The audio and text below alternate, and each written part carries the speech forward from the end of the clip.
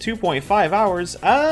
You might have enough time. I think this will probably be around a 2.5 to 3 hour stream. I'm thinking. Just getting a couple things set up still.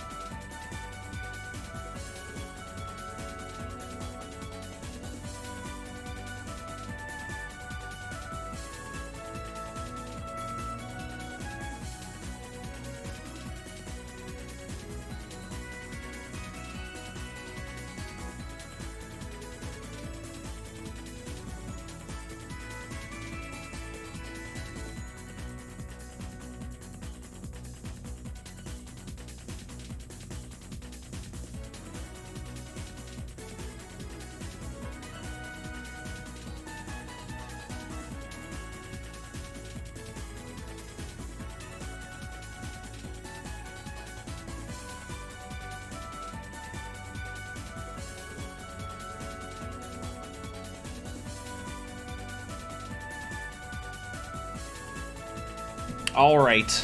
Oh, I need to get my timer up. It's the last thing.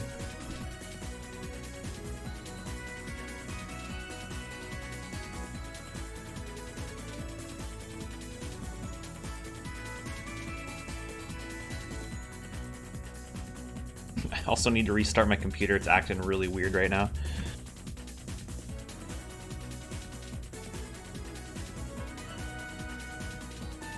But I won't do that now because that would kill the stream. Anyway, I'm ready to go. Let's see. Hopefully. I always forget something.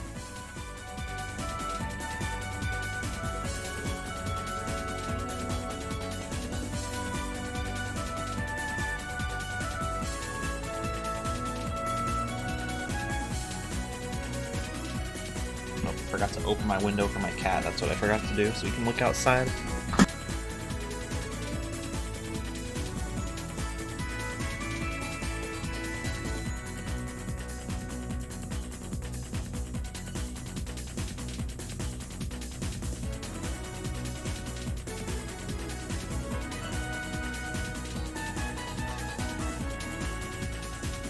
This is a double elimination bracket. I'm gonna go through the winner's bracket first. Oh, shut up, phone. I'm gonna go through the winner's bracket first, but that way we'll know 2 of the top 3 at the very least.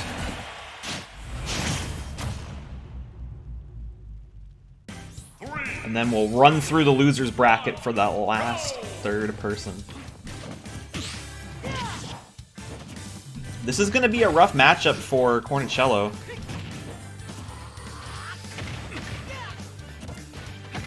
We had Jason, I believe, lost his match after he ran out of MP after doing a dive against, I forget who he was going against, but he just kind of sunk down, fell off the stage.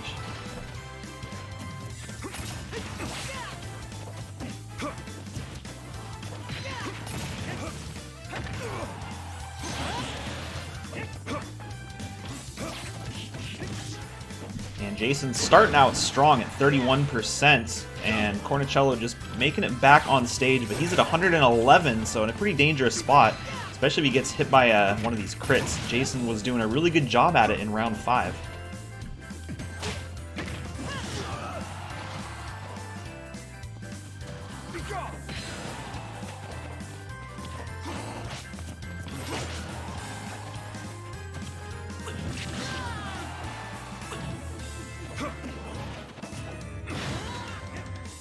Actually, and Cornicello coming back strong. Actually tying back up in damage with Jason. Might even get the first KO. He's doing a really good job at edge guarding. Was that a taunt from Jason? Oh no, he was menuing. And actually, it looks like Cornicello gonna get the first knockout. Despite a really slow start of the game, he did a really good job at coming back, and now it looks like he's gonna start building up damage on Jason's second stock.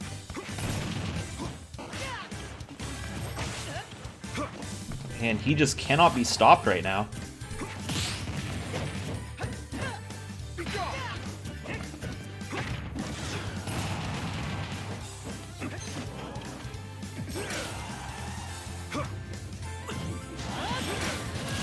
And that's a second KO from Cornicello. I want to ask you a question. I do like watching that axe get thrown. I've been playing Vampire Survivor. Oh man, the axe is so good in that game.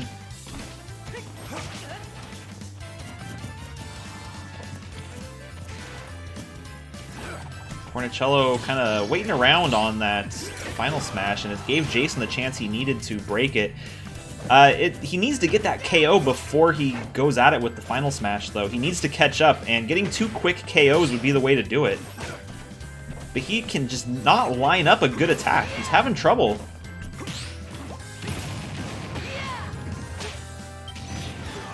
And that might be enough. Cornicello doesn't have the best recovery, but he does make it back. Cornicello at 185% on his first stock. Was that a taunt? Oh, and there goes the smash ball. Cornicello's going to have a chance to break it and potentially get a 3 stock against Jason. Jason needs to break that smash ball. He can't afford to let that go away, but there it goes. That might be his last hope for getting back into this game. Gets his first KO, though. And yeah, he is out of MP, so if he gets knocked off stage, that could be really dangerous. He's getting a little bit back. I think it's 20 for his recovery. I'm not sure.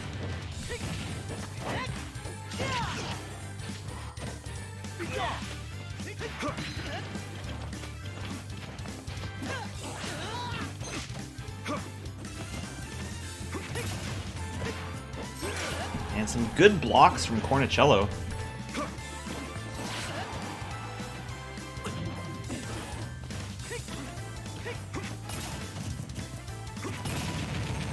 And there it is. Great shot with the holy water, and that's going to be game. Cornicello knocking Jason down to the loser's bracket, moving on to the top 16.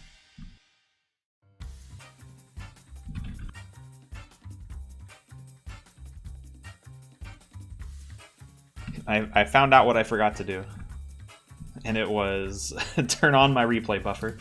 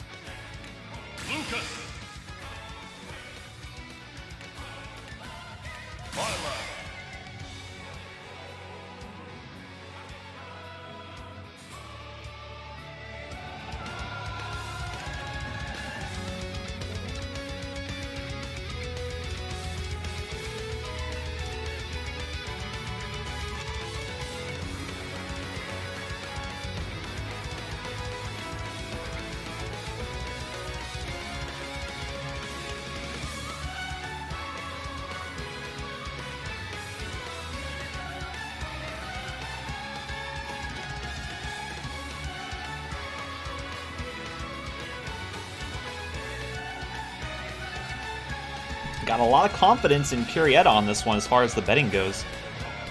Even the bot's kind of skewing it a little bit in her favor.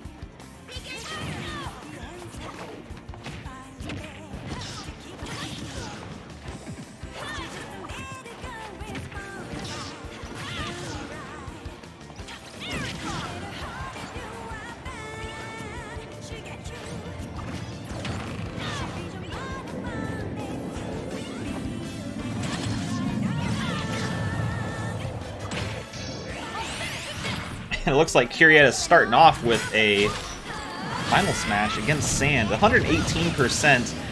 Gets the KO, but better than getting hit by it on your second life. So, oh, and there's a shield break. That could be really bad news for Curietta. 53% I would say not a whole lot, but with a fully charged smash attack like that, even 53% is going to be enough.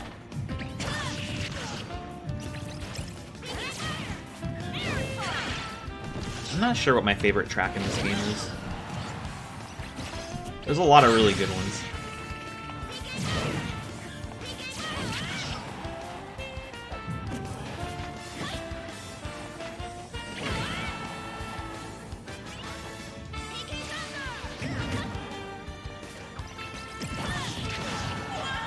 And there goes Sand for his second stock.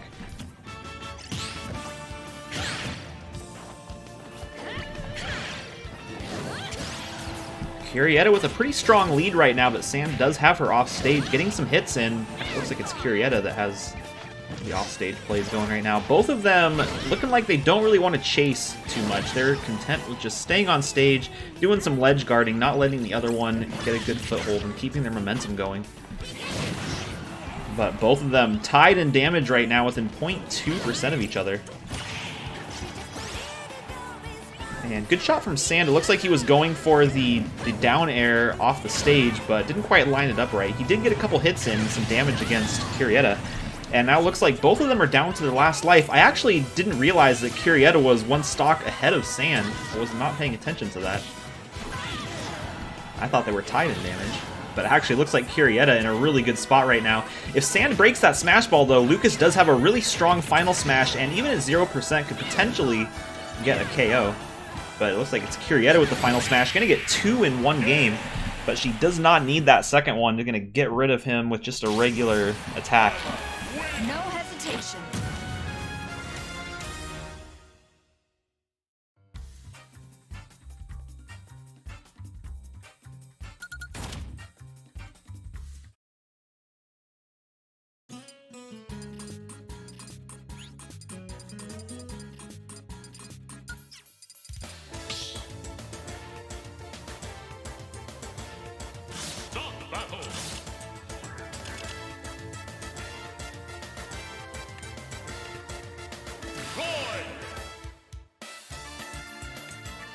Pokemon Trainer.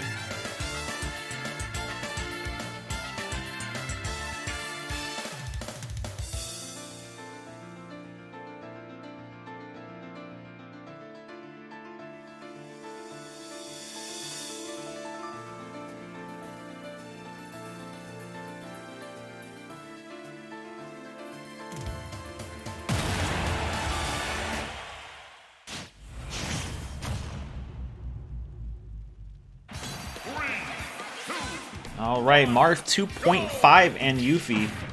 Both of them eliminated in the Survival League Round 6, playing to get a shot in the Qualify League. This is not Yuffie's first time in the league. She's actually been around since Season 5, so pretty seasoned veteran going against the newcomer, Marth 2.5. Both of them going to have to win a lot of matches if they want to make it into this top 3.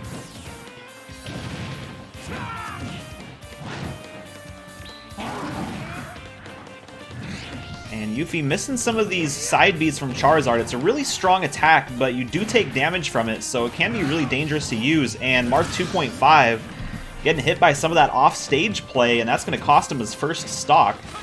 But Yuffie's got to be careful. At 83%, you don't want to get too close to the side of the stage now. And Squirtle being out at such a high percent damage, this is Marth 2.5's chance to catch up here.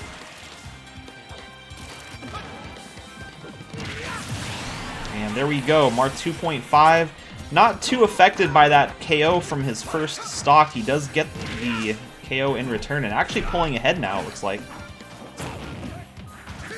Good down air from Ivysaur, but doesn't quite get the direction that it needed. There's another one right over the stage, not going to work, but Ivysaur doing a ton of damage right now. Some good combos going, and it looks like Yuffie is not afraid to go off stage for some of these attacks, and that's going to be a really good strategy against someone like Marth 2.5, who doesn't have a whole lot of off-stage options as far as recovery goes. And that final smash is out. Yuffie was thinking about going for it, but couldn't quite hit it. But it looks like Marth 2.5 was ignoring it. Now he's going to have a chance to get that second KO, unless Yuffie can knock it loose.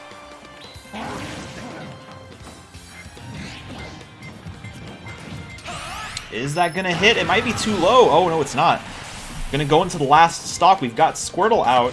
And yeah, we got the Squirtle with the fire resist. Not very effective. But it seems to be working so far for Marth 2.5. He did get his first knockout against Squirtle. But Squirtle with a pretty strong combo. Marth 2.5 just a little bit too slow. He does get a couple hits in, but we've got Ivysaur back out. Ivysaur is the one that was doing the big damage against Marth 2.5 in that second stock, and we'll see if he can continue doing it.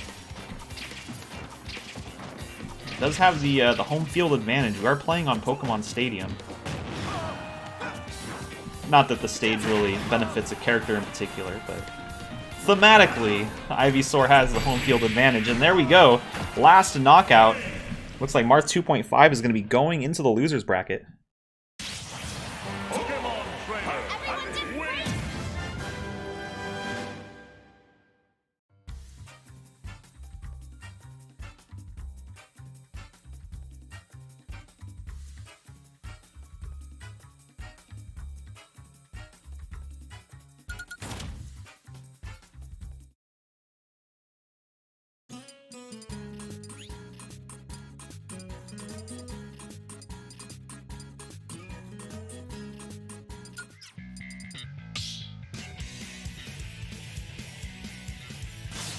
Battle.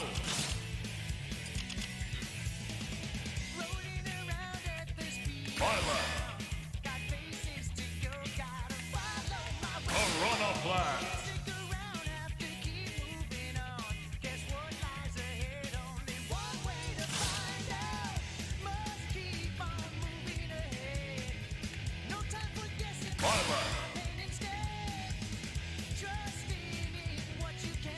Technical difficulties.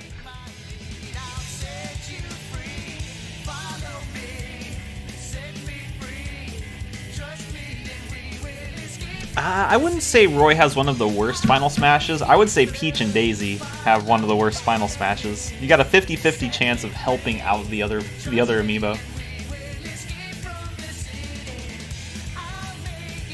I've seen a lot of Pikachu and Pichu self-destruct from their final smash as well.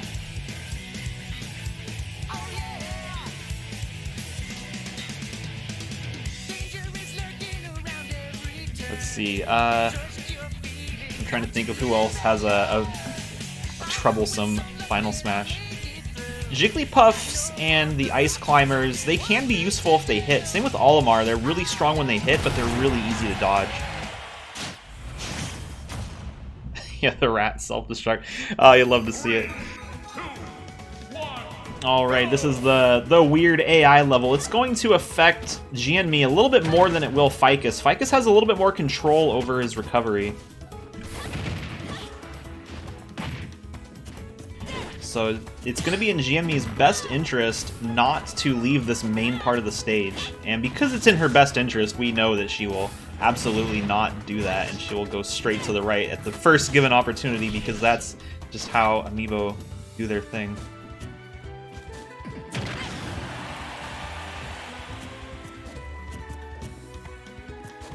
Both of them trying to figure out what to do here. Ficus in KO range, Jianmi not too far behind.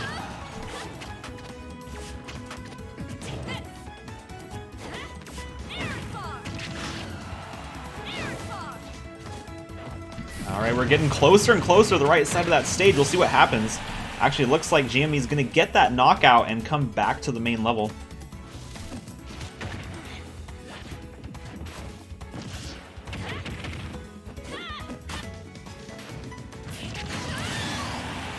And Ficus getting its first KO. Jianmi a little bit ahead, but not by a whole lot. A final smash could easily change this in either direction.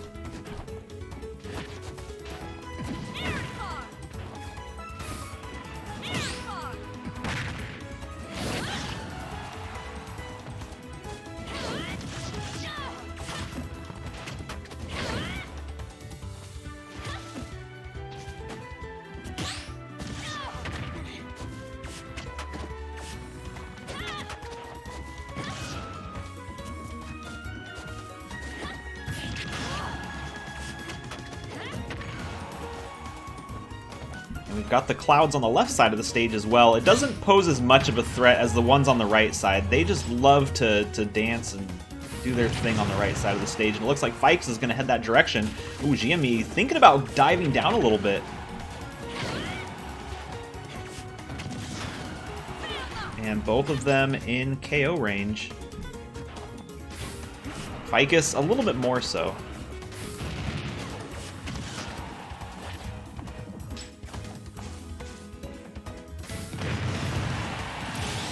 And GME's got Ficus down to its last stock, and we still haven't seen a Smash Ball yet. Going on 2.5 minutes.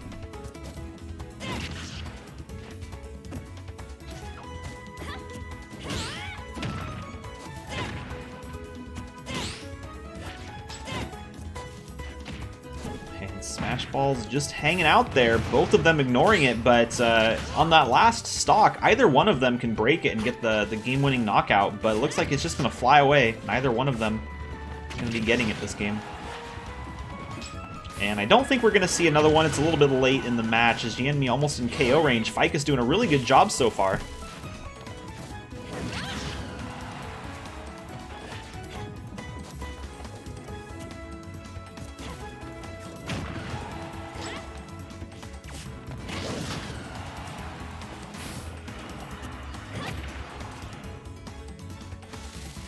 I thought Ficus waiting a little long on coming back from that offstage hit, getting a little bit close to the bottom KO zone. And GME at 141%. Ficus not too far behind, but GME's got to be careful. One good smash attack from Ficus is all it's going to take to lose this match. But Ficus getting pretty close as well. 80% is still pretty dangerous, especially when you're going against a Byleth. And 98's a little bit closer. At 177%. Really rough for Ficus. But it looks like GME is just barely going to hang on and take that match. No hesitation.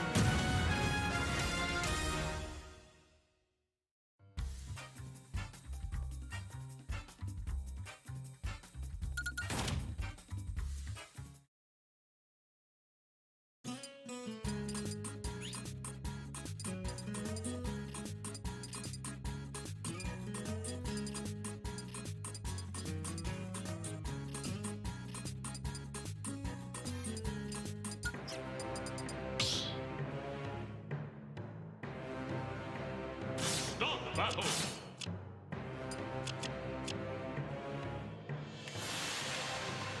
Eldar.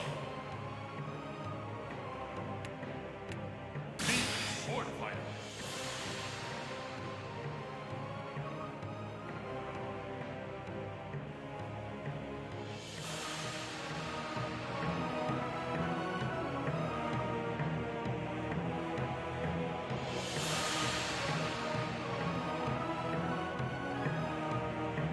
So we're gonna have between each round, not each game, each like bracket round.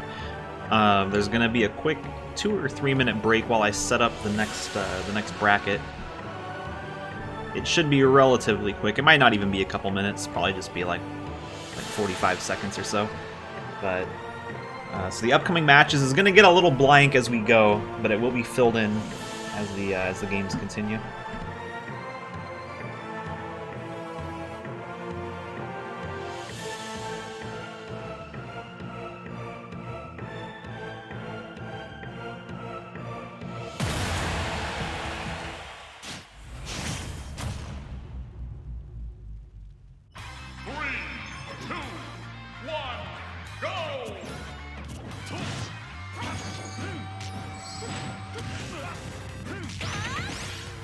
And Arumi starting out strong against Grimp, but you gotta be careful with these Mii sword fighters. They can be very aggressive and get a lot of combos really quick. Grimp, he's not proving me right here right now, but I would say he's not normally the side B spamming Mii sword fighter that you see a lot, even though it looks otherwise right now. In a lot of his previous matches, he used a lot of those projectiles, the rings, and his air attacks to relatively good effect. It wasn't quite enough to keep him from being eliminated, but it did start him out pretty well in this match, though. We've got a Smash Ball out. If Arumi gets that, it's going to be a guaranteed KO. Well, not anymore, because now Grimp is under 100%. It looks like Grimp's going to get it, immediately going to use the Final Smash. It might not be enough for a KO. Arumi going to take some damage from it, though, putting her up to 62%. Let's see if she can catch up with a little combo of her own here. And it looks like she's able to. Actually pulling ahead, despite getting hit by a Final Smash in her second stock. And she's going to chase. She's going to go for the down air. Going again for it. Couldn't quite line it up, though. Sometimes you're just not in the right position. Going for it again, but Grimp was ready for it, using his recovery. Getting the shield on that side smash. That would have been a KO if he got hit by it, so good shield. Saved him from getting knocked out. And actually, he's going to get the first KO the second time around as well. And he's going to start building up damage on Arumi's final stock.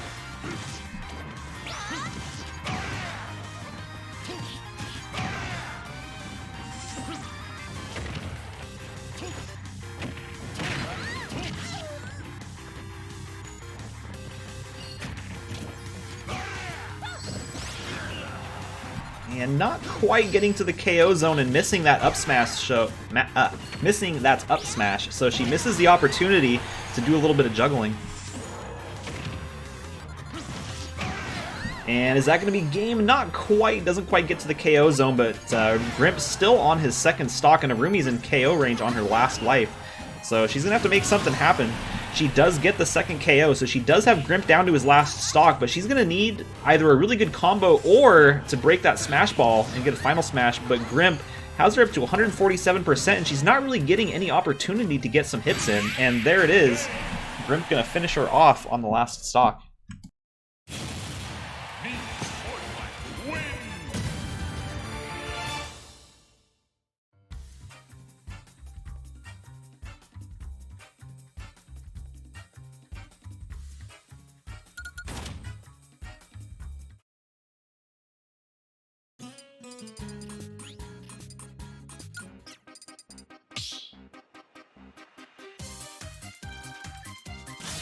Battle.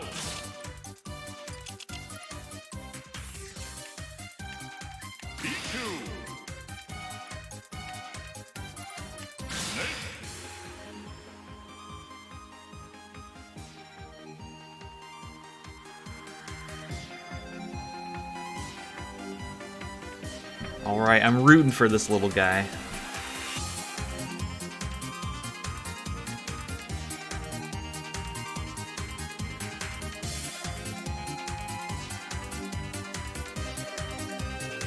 I want to see a Pichu in the qualified league. I mean, there has been one before. We had, well, Speed Friend was in it, but that was kind of by default in Season 4. But we had another one in Season 5, I believe. We had Backwards Raichu. That was one we had. Was that a... I think that was a Pichu. Might have been a Pikachu. Oh, we had Spike. I love Spike. How could I forget about Spike?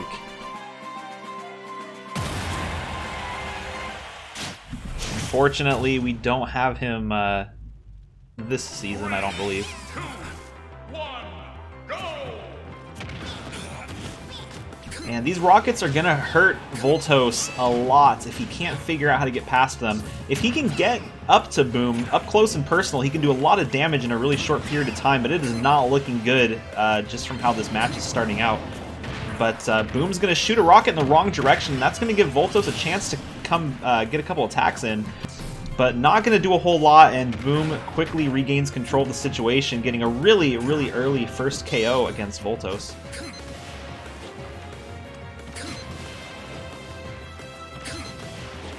And Voltos dodging these rockets and coming in to get a couple hits in.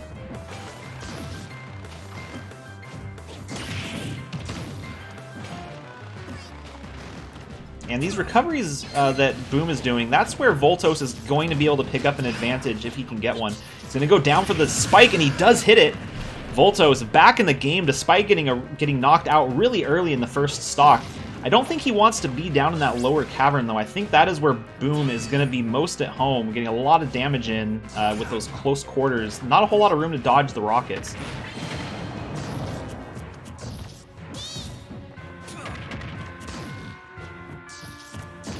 And it looks like Voltos going for another down air, but doesn't quite line it up properly. He does get some damage in, though. He's going to go for another one. But now we're in this close quarters cavern down here. Not safe. Very, very dangerous for Voltos down there.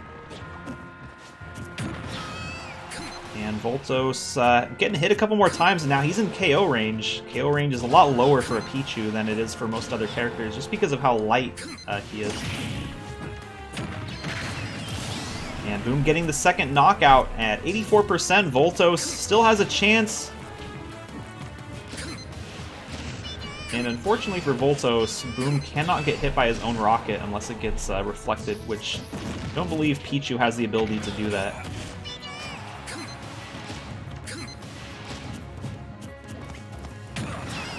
And not quite high enough for the KO, but it's not looking good for Voltos right now. He's got to get back into the action against Boom. He needs to get him off stage again. Let's see if Voltos chases.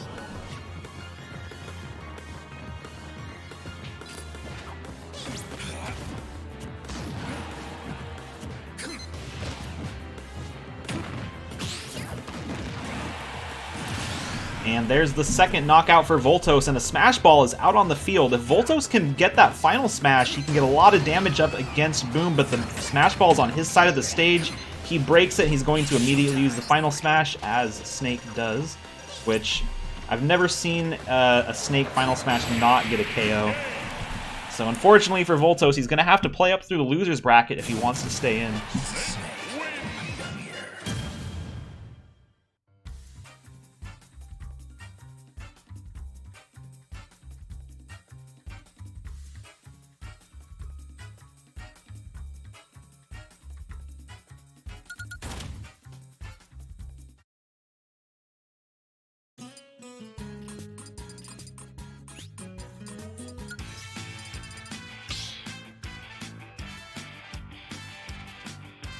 Start battle.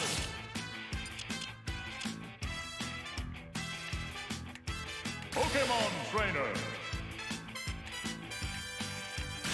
King TDD.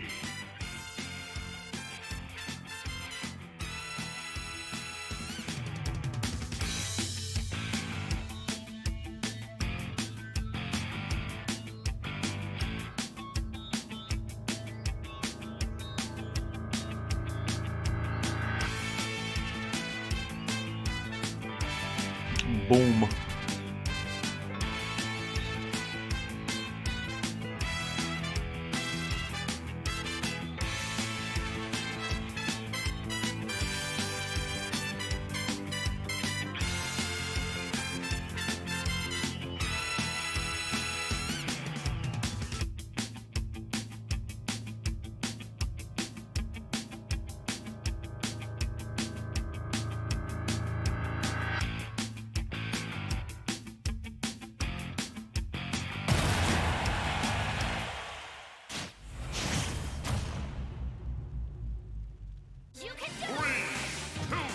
Oh, and the wild card of a stage.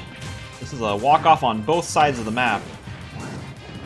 This is going to play really well to Alice. The side B from Charizard is going to be really, really strong here, but Pinguino does have the ability to... the tilt from Pinguino can be really strong. Bringing Squirtle out, not the best shot for Alice.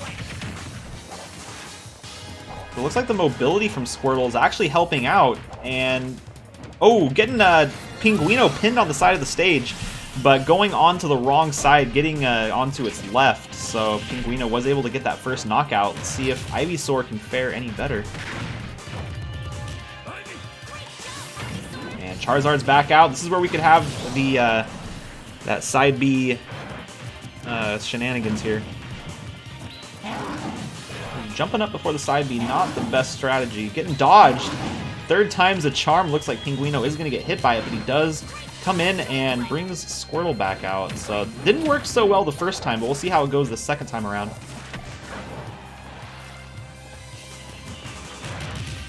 Ooh.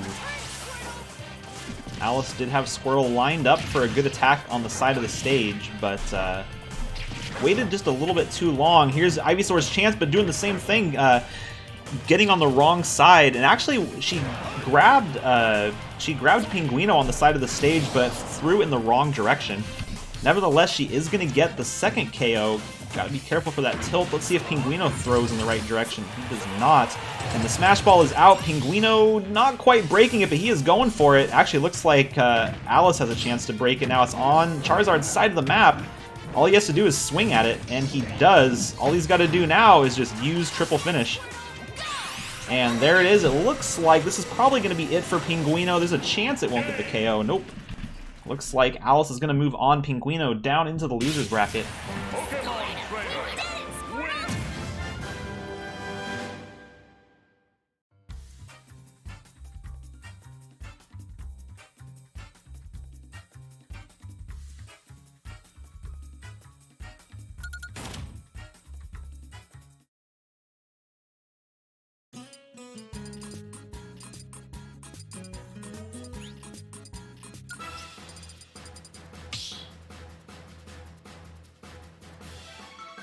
Start battle.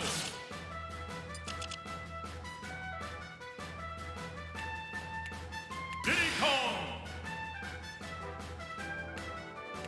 King K. Rool.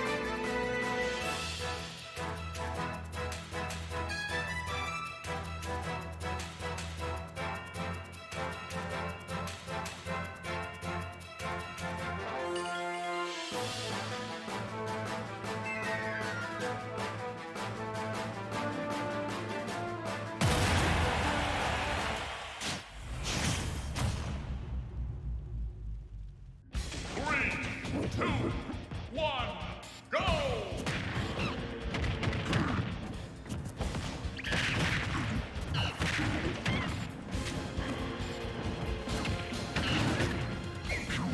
All right, XL starting out strong against Steve Irwin. Kind of like Pichu, some of these smaller characters have an advantage with their speed against bigger characters like K. Rool. So even though K. Rool is kind of a top-tier character, sometimes you see these lower tiers do really well against them. And if the start of this match is any indication, Steve Irwin is getting outclassed by XL. Oh, but that down air might be enough to get a KO. XL can't quite get back from it. Well-timed down air from Steve Irwin is actually going to give him the lead. But XL not phased, getting that first knockout. Got to be careful for the final smash. Diddy's final smash might not be enough to get the KO at 0% unless he gets Steve Irwin close to the side of the stage, which it looks like he does. Actually, that had a lot more throwing power than I thought it would. He went flying off the side.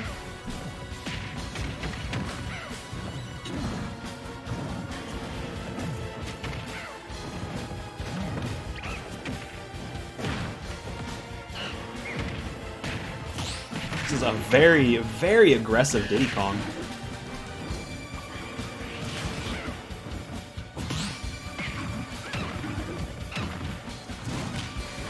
Little peanut gun there.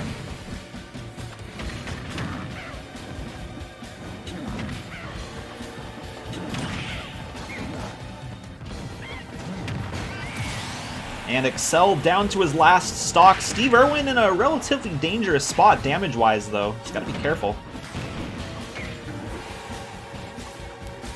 Getting knocked off stage, he'll be able to recover from that because he's got such a good up B, but at 129%, he can't take too many more of those shots, and it looks like Excel is going to move on to the next round.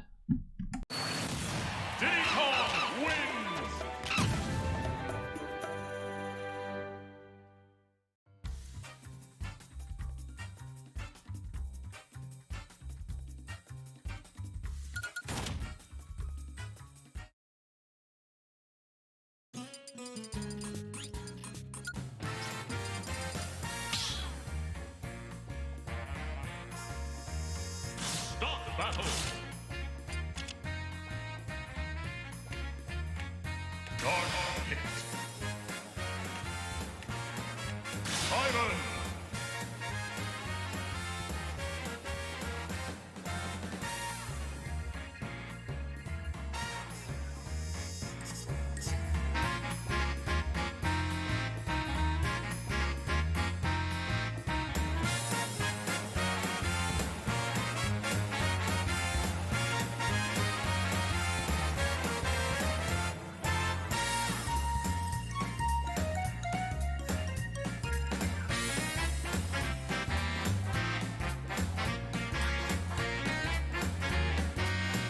And a lot of veterans in this tiebreaker. Anarchy, one of them. We've also got Yuffie, Jianmi, Ficus, Boom. I think he's been around for a little bit. Going against Cornicello. He's a newcomer with a relatively good record, especially for Simon. We do not see a whole lot of them. 3, 2, 1, go!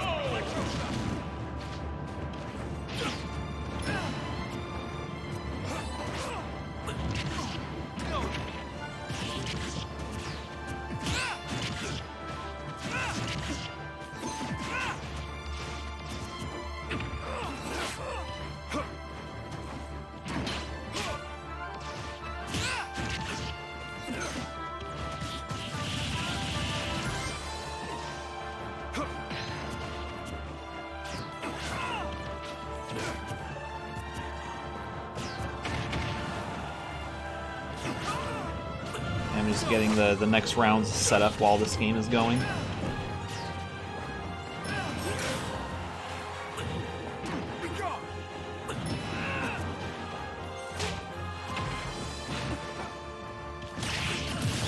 And first knockout with a great down air from Anarchy. He's in a dangerous spot for his first life as well. And we've seen how well Cornicello can come back from behind, especially when we watched his first matchup against Jason. But Anarchy getting him off stage way too far off to recover. He is not going to be able to come back from that one.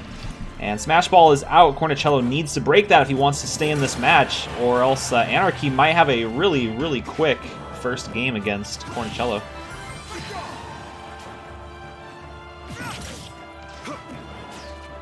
Smash Ball is going to disappear. Cornicello needed that. But he did get his first knockout, and he's still only at 5%. If he can get a really quick second knockout, he can be back in the game. And he's doing well so far, but he does get hit by his own boomerang.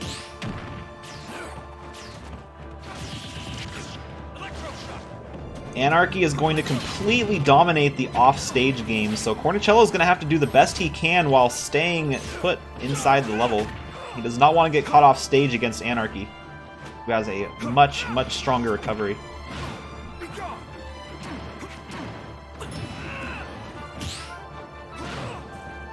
And just like that, Cornicello almost back in it. He just needs to get that second KO, doing some really good ledge guarding against Anarchy. Anarchy having trouble getting back on stage. Good perfect shield from Cornicello. But it looks like Anarchy does get him off, but that boomerang is going to save him. Anarchy not able to chase, too busy recovering from that hit from the boomerang. Cornicello getting a little bit more dangerous as far as damage goes, but he's not out of the game yet. He just needs to get that second knockout. And Anarchy missing his recovery. Should have gone to the ledge, but he actually went above the stage, which gave Cornicello a free shot against him. One more of those attacks, and he's not going to be able to come back, and it looks like Anarchy diving for that final knockout. Looks like I'm the last man standing.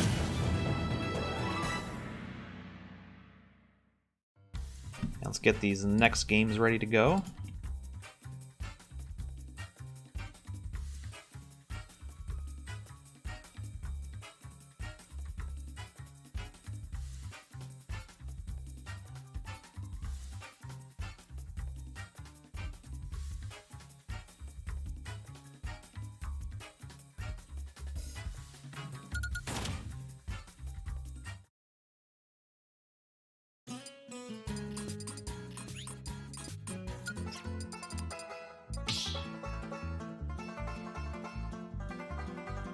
Start the battle.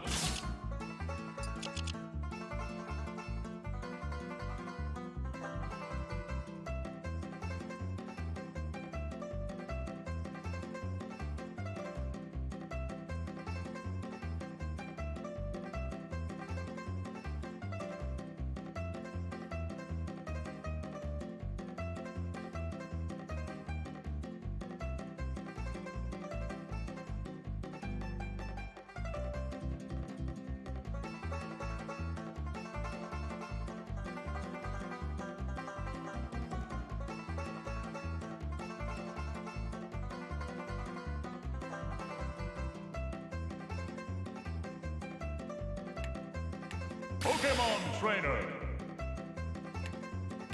Diddy Kong.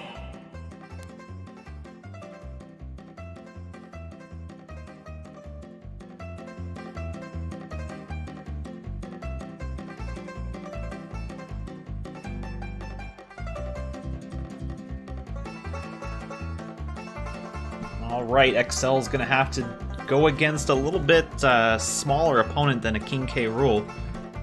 We'll see how he does against the Charizard, though. Usually it's Charizard that gives people a lot of problems.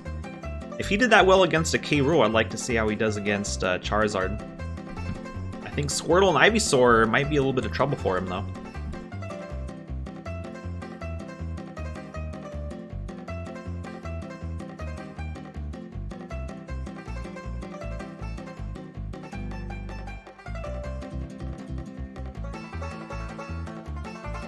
We're currently in the top 12 of this tiebreaker. Need to make it into the top 3 to move on. 3, 2, 1, go!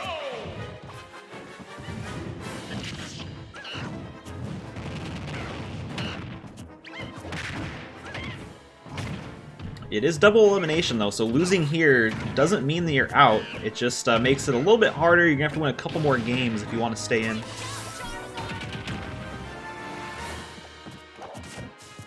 There is a spot for one Amiibo to make it out of the loser's bracket.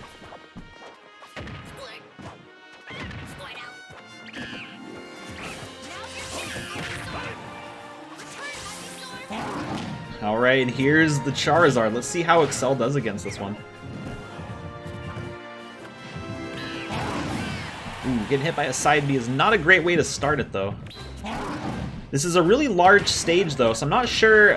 It kind of limits the danger from that side B from Charizard. He has to aim it a little more accurately. You're not stuck on a really small stage with a lot less room to move. Looks like Excel getting the first knockout, and a Smash Ball's out. He's going to take a swing at it. Let's see if Ivysaur goes for it at all. Charizard back out, and Excel going to hit him. Is he going to turn around and get the Smash Ball? He was thinking about it for a second, but it looks like he gave Alice a shot at that final smash. And a well-placed triple finish is going to get the KO.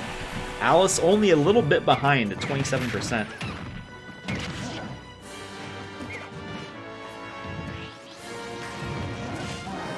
And great recovery from Excel. Doing a little bit of damage as well, blocking the ledge guard also, so great utility from that recovery.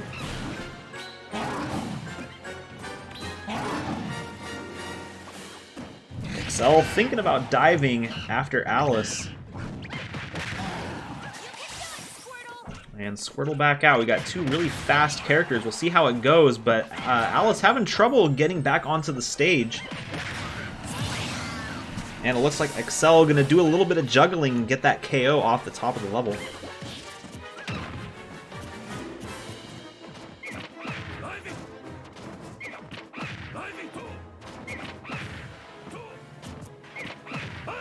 And Excel doing the same thing over and over again. It seems to be working though. Going back to this kind of a hit and run style strategy. And it's working really well. Almost has Alice into KO range on her final stock and still hasn't been knocked out. Gotta be careful for the shield break though. Looks like he's probably had enough time to recharge it though. And Alice in danger right now at 118% and still hasn't gotten the second KO against Excel. He is going to chase her off stage, try to get that last shot that he needs. And this might be enough. Gotta be careful, watch out for that side B when you're coming back. And there's another final smash. We'll see who breaks it, but it looks like Excel's going to get some free shots against it. One more hit ought to do it. Oh, no, maybe one more after that. Excel's going to use the final smash. I can't see this not getting the KO. And switching to Squirtle. Charizard was just, nope, right out of there. Bringing Squirtle to get knocked out. It's kind of a Pokemon strategy sometimes. You have the other Pokemon take the hit so you can heal one of your guys up. Maybe that's what Alice was thinking.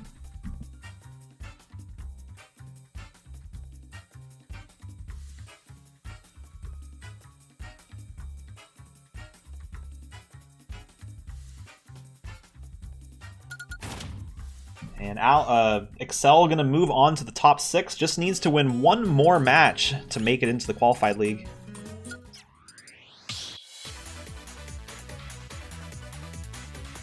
Start the battle.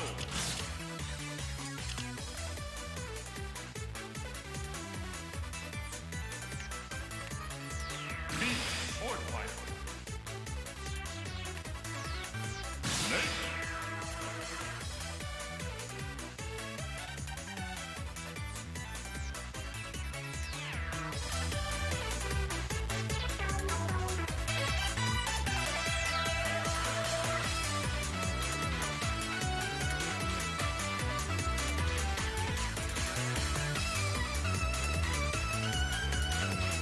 Alright, Boom did pretty well against Voltos. Let's see how he does against Grimp.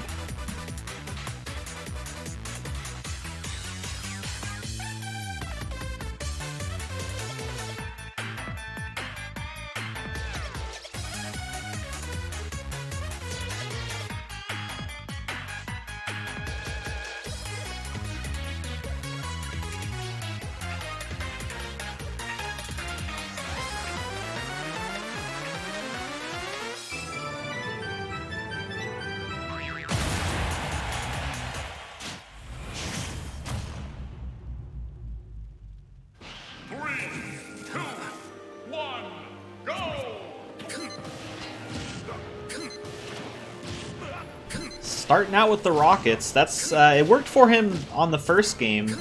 Voltos was able to get through them a couple times, but for the most part, a lot of his damage came from those long-distance rockets. And you do see that a lot from a lot of different snakes. Looks like Grimp able to deflect them with his ranged attack as well, so using it more defensively than offensively. Hasn't worked out great for him so far, but he has avoided some damage from it.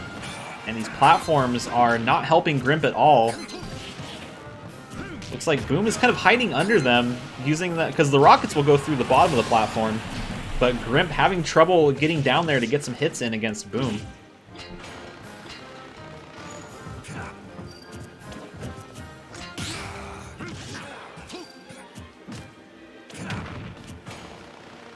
And he's going to get a free shot against Boom. Boom's recovery is going to make it so he's not going to have too much trouble getting back on stage. Grimp has to get a definitive KO against him. That Smash Ball would help, but it looks like he's leaving it to Boom to break. Oh, he's going to get a shot against it. Oh, he doesn't take it. Oh, he does take it. Oh, no, it was actually Boom that broke it. I thought it was Grimp.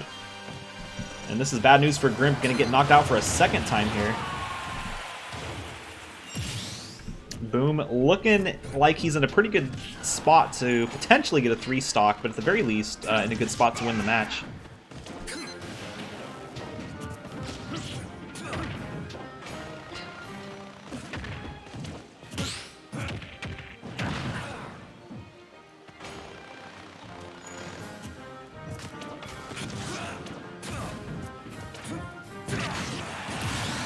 Grimp does get that first shot. He's going to have a flawless second stock if he wants to stay in this one.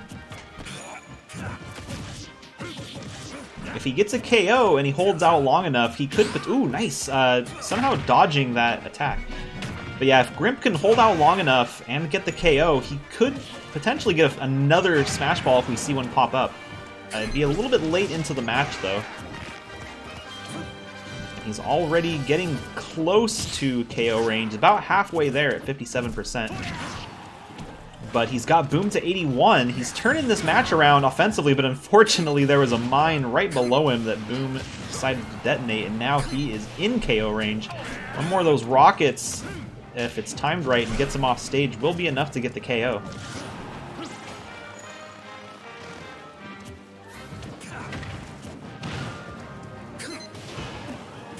And there's the Smash Ball. Grimp needs to get the KO before using that final smash. Or at the very least, not let Boom get it at all. He does get it. Now if he can get the KO first, he is still in this game. Oh no, he's gonna use it though. He will get Boom down to his last stop. Oh no, he won't!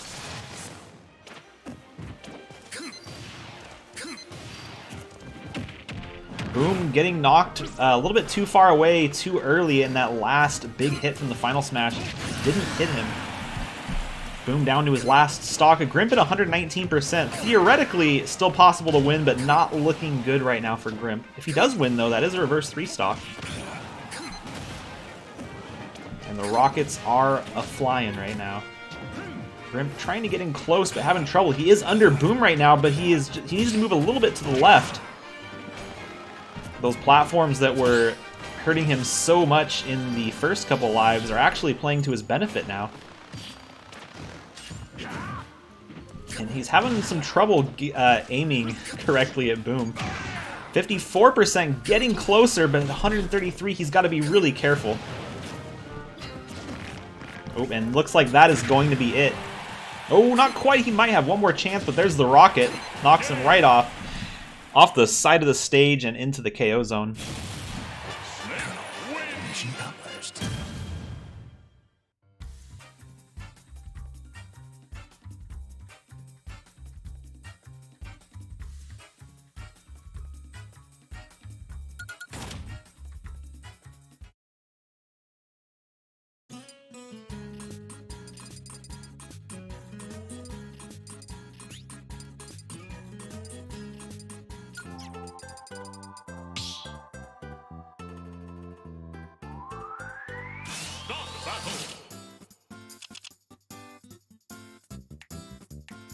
Pokemon Trainer.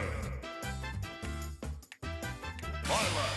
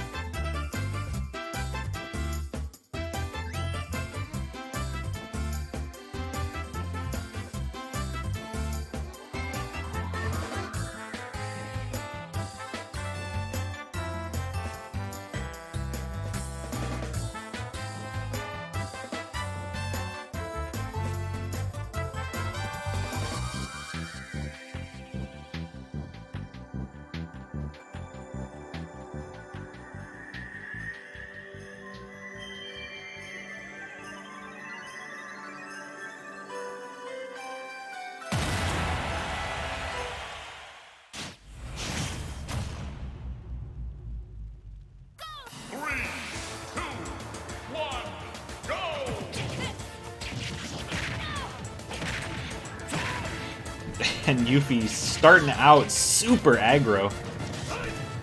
Yuffie wants this one. And a well-timed side B from Charizard might be enough to get a super, super early KO.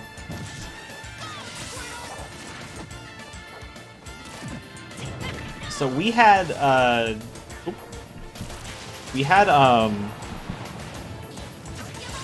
forgetting her name now. What was it? We had Alice on a very big level, big battlefield. Whereas this one's a lot more close quarters. And I think that gives Pokemon Trainer some room to shine, especially when we see Yuffie, if she gets Charizard out, a lot less room for GME to dodge the side B.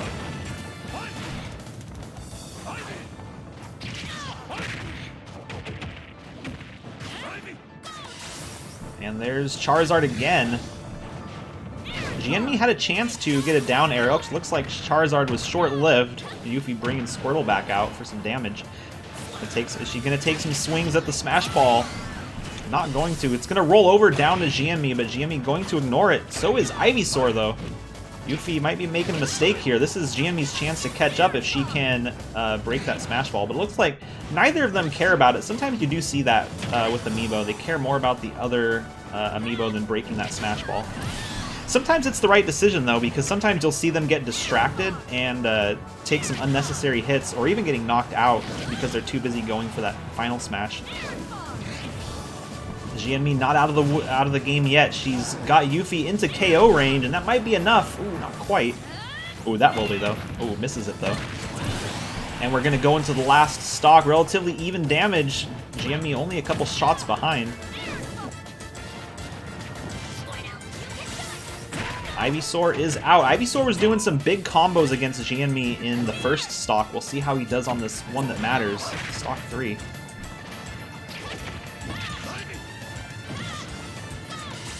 And here's Charizard, but GME doing some ledge guarding, going off stage to try to seal that victory. And not quite enough to get the KO. One more of those, though, and that'll be it for Yuffie. Ooh, Squirtle back out. I don't know how I feel about that. Oh, here comes Ivysaur. A little indecisive.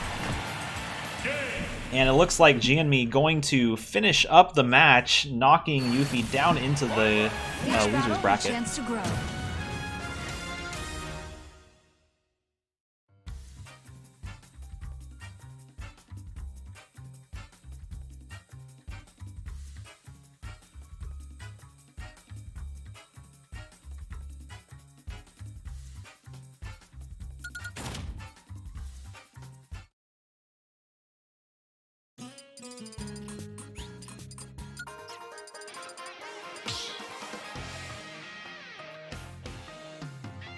Start the battle.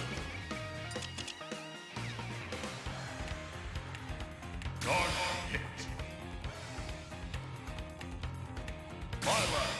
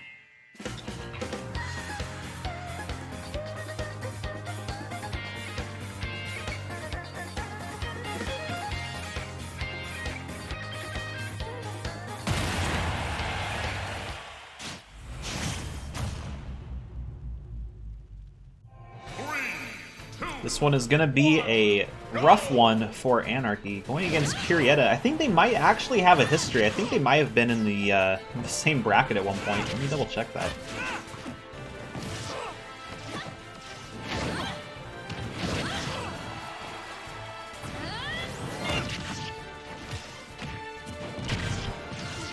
Oh, never mind. She has not gone against Anarchy. This is their first time meeting, but they are both Grand Prix veterans. Looks like Curietta getting the first knockout. Anarchy a little bit behind, having some trouble.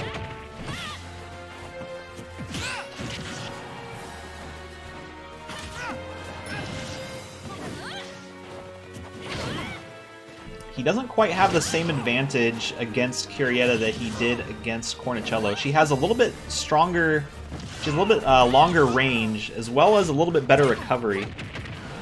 And you got to be careful for that that up B off the side of the stage. Very dangerous if you get hit by that at the wrong time.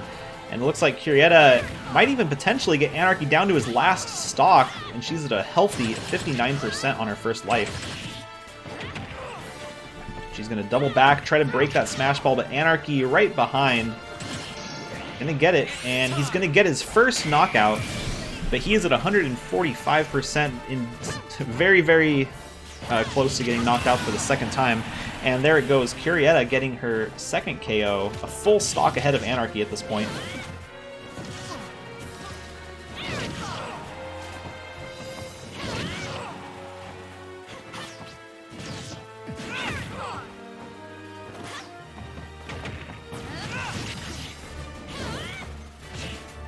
And the neutral B from Anarchy. I'm surprised that actually worked. It interrupted her attack, and he got some damage off on it as well. Gonna go for the offstage KO, and that's gonna be enough to get it. Anarchy is back in the game, 60% behind, but both Amiibo on their last stock, and we could potentially even see a smash ball pop up. You gotta watch out for that attack, though. That is a dangerous one, especially 80%. That will kill you. Anarchy in KO range, and he hasn't done anything against Curietta yet. Let's call her G-Enemy. They both do have a similar appearance. Anarchy building up the damage, but one more of those swings is going to be enough to get the KO. He's got to play very smart right now.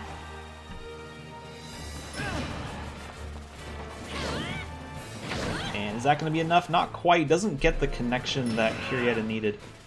And 63% getting closer to KO range. If he can get her off stage and chase a little bit, he can do the same thing that he did on the second stock, or he can go for that smash ball. He is going on it, but it looks like, Curietta gonna get the last shot. She's trying to decide if she could go for Anarchy or, and the neutral B breaking the smash ball loose. This is a nail biter right now, and it looks like Curietta just barely, well, not barely, she won by quite a big margin if you just look at how well she was doing early game, but a great comeback from Anarchy, just a little bit shy of getting that victory. Very close game at the end there. I believe that would have been a reverse 3 stock if he won as well.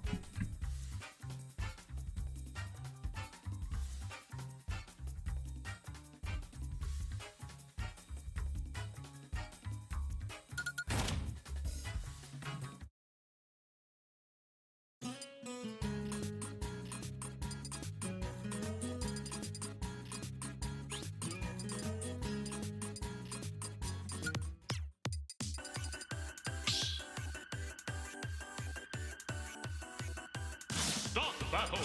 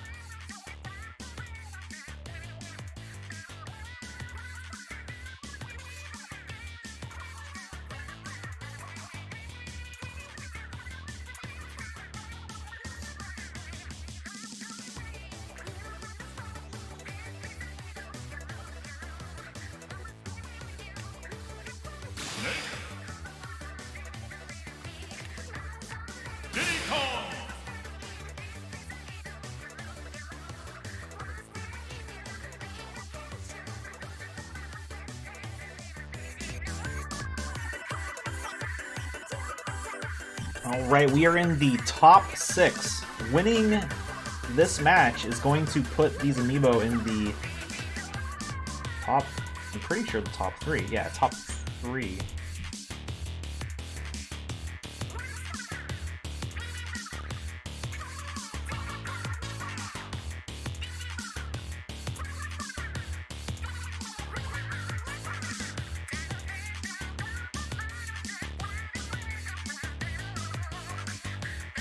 So Boom, Excel, Curietta, and Jianmi. 2 of these Amiibo are going to be moving on to the Qualify League. 2 of them are still going to have one more chance. Oh, I enabled it on the website. It's just a little bit slow. Oh, actually, it was only enabled for like the 10 seconds that the match existed before I queued it up. So it actually closes betting when I queue it up on the bot, not when I open the bets.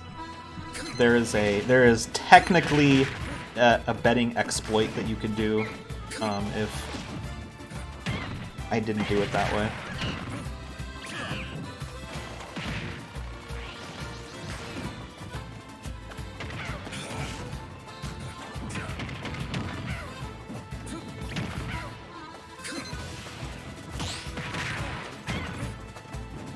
But yeah, when I first made the bot, I wasn't.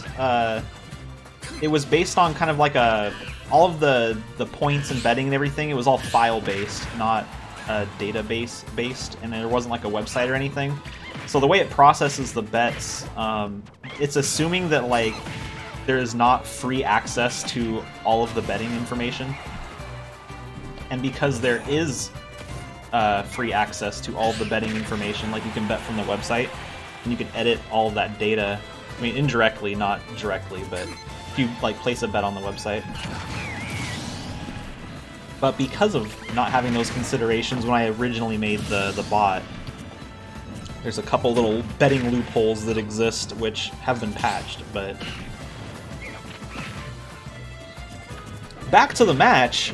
Excel doing a little bit better against Boom than some of these other Amiibo have been. He's still a little bit behind though. He's able to keep that aggression on, and it's not giving Boom a whole lot of opportunities to get a lot of attacks off in succession. And the platforms are also playing a little bit of defense for Excel as well.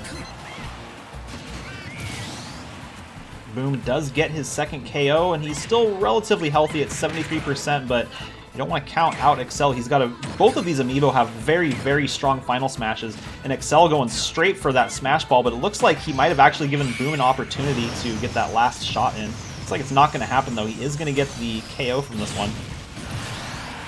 Both Amiibo down to their last stock within one hit of each other. It looks like Excel just starting to pull ahead, but a couple good shots from Boom gonna get a lot of damage up against Excel. He's a little bit too small to get hit by that combo though, and Excel is back in the lead against Boom. Oh, you wouldn't be able to know what the loopholes were unless you knew exactly how the bot processes the bets.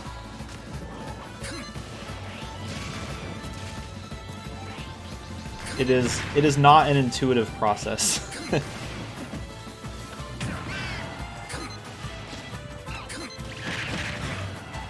And Excel almost getting that last shot against Boom, and Boom recovering with his up B, and he's on the defensive right now. Excel doing some really good juggling, has him up to 128. Boom cannot get back on the ground, and he does, but it looks like it might be too late.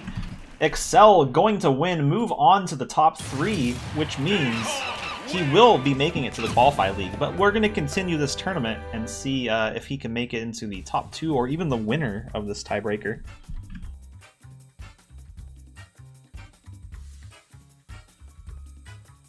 Blue Banjo. Yeah, go ahead and DM me whatever art you want to use on Discord or Twitch, and I'll make sure to format it. Or if you don't have the correct... if you want to do it yourself, if you want to make it off of a template, I can send you the template as well.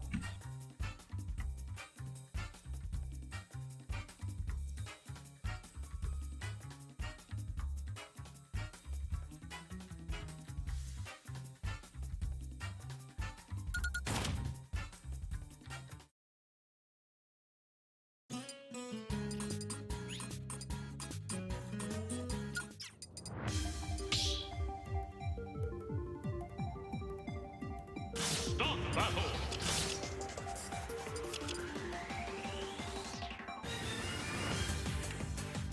Milo. Milo.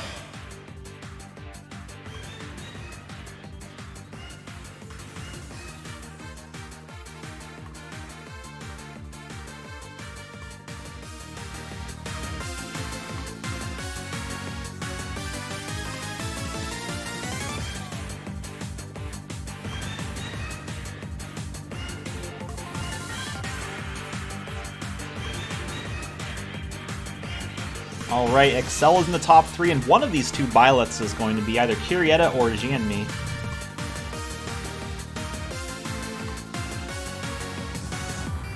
My money is on Byleth.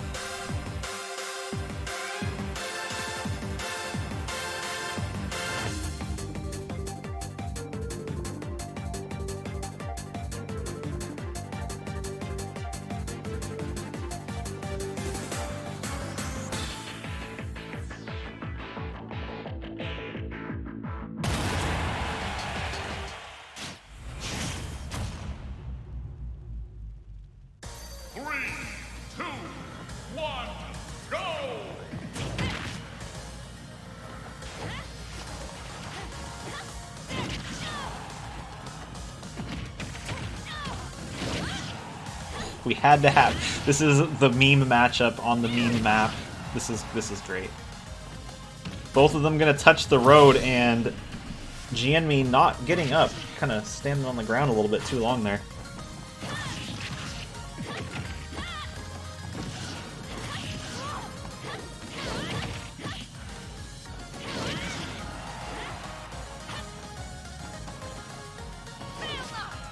Jianmi, no!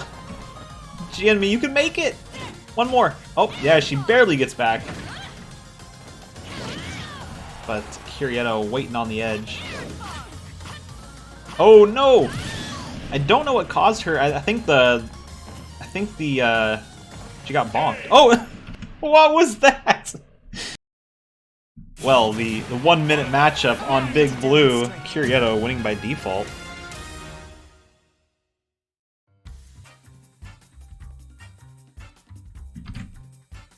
Hang on, I gotta save that one.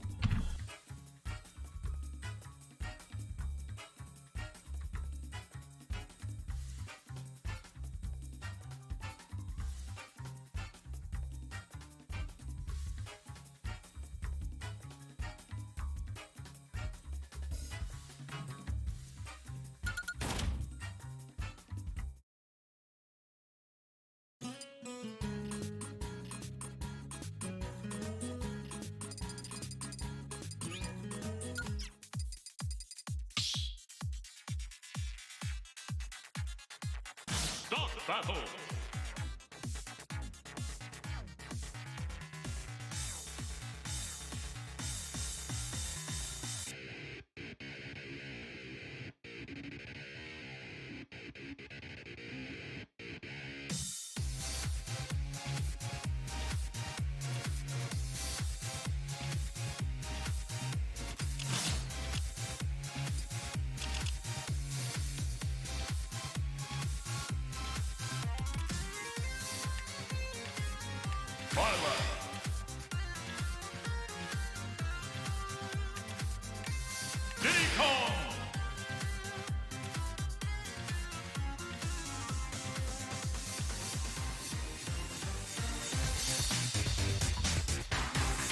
Alright, these two are guaranteed to make it, but I mean, we're playing through most of a tournament, so we might as well finish it up. After this match, we're going to go on to the losers bracket, where we're going to start eliminating the rest of these Amiibo until we're down to one left.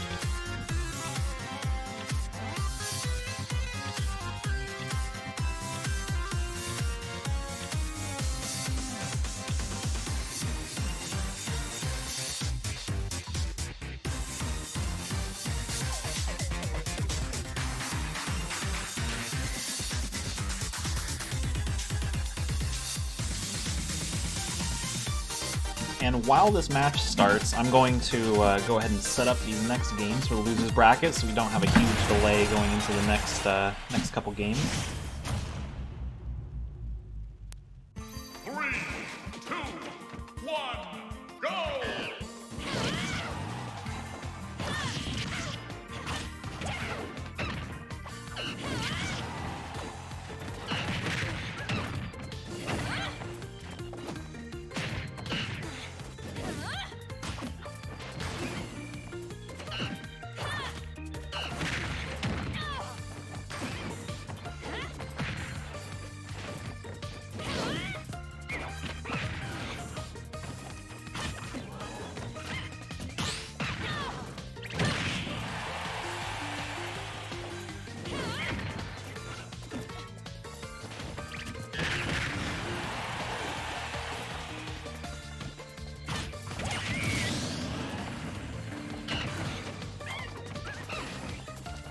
first knockout going to Curietta, but the Smash Ball is out. Excel can break it, or you can get the KO and then break it. That's the preferred method. But nope, it's going for the guaranteed hit, which is also, you know, it's a safe choice.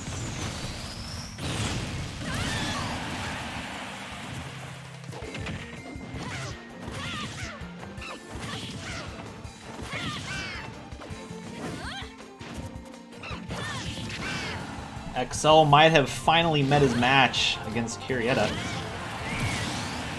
A full stock ahead of him. She is on her way to getting into the finals, but she still has to win this game, though. It's kind of a low-stakes match because they've already won their prize. It's just bragging rights on the line at this point.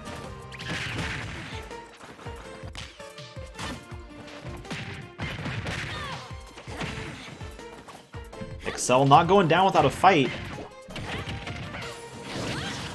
Taking a couple big hits, though. He's almost to KO range at 75%.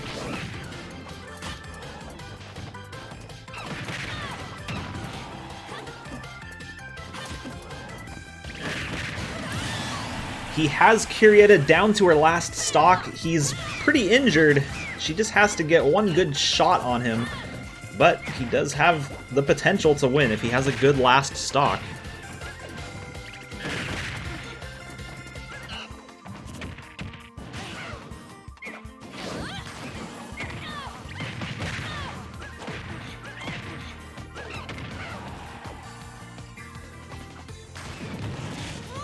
And great shot from Excel. He is back in the game. 88, 95%, over 100%, both Amiibo and KO range. Comes down to just one more shot. Who can get that last big hit off?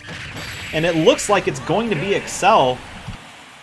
Another surprising victory.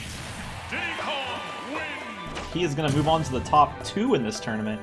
Curietta going to have another chance in the losers finals, but move on to this losers bracket.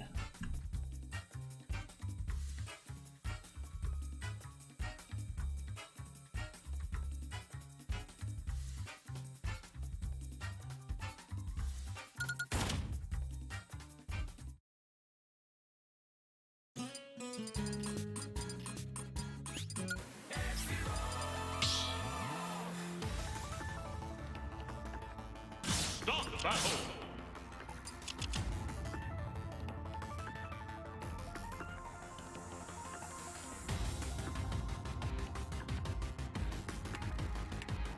King K. Rool.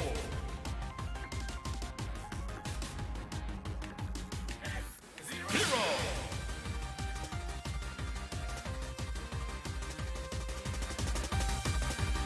I was trying to time the character select, so instead of saying F0, I was gonna say F Hero. Wait, I didn't mean it like that. I meant the wordplay, not the F word.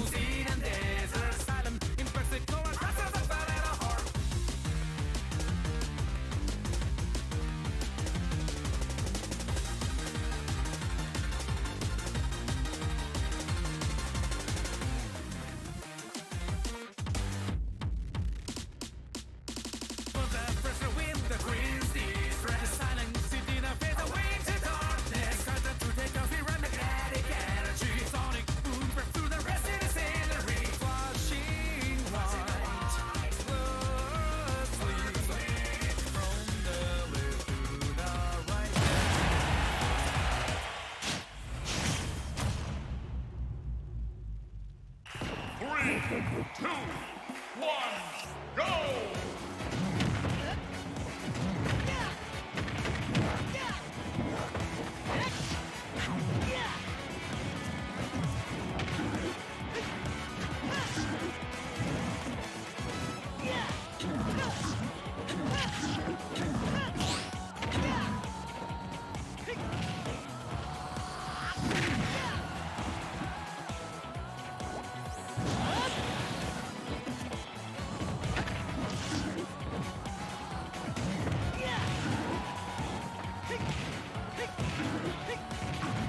And Jason doing a lot of damage with these fireballs. Wasting some MP though. But hey, if you get the KO, that's all that matters. Charging up another fireball. Gotta be careful though, if you use too much, you're not gonna be able to recover when you try to get back on stage.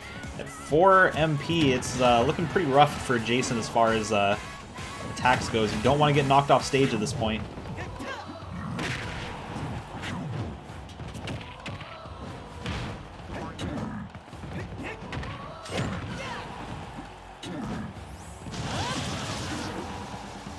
And an offensive recovery. Steve Irwin at 62.2%.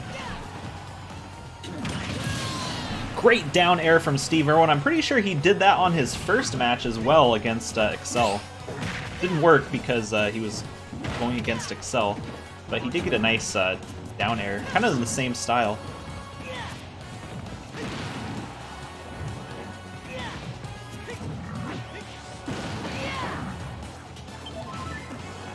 Doing a little bit of healing with that last little bit of MP.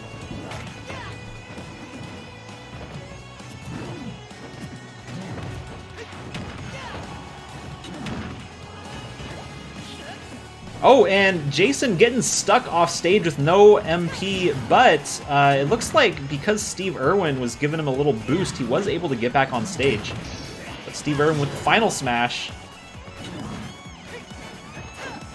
We could see Steve Irwin getting the second KO before Jason in this case. And there it is. That is gonna... Oh, no, it's not gonna hit. It looked like that was a shoo-in. It was a little bit too... in the wrong direction, or the wrong height. Steve Irwin getting the second knockout, but he is at 57%, and he got the knockout, but he did refill Jason's MP, which is his main source of damage with this style of play that we see. And great shot! Jason gonna snipe Steve Irwin right off the side of the stage, and we're going into the last stock 0-0.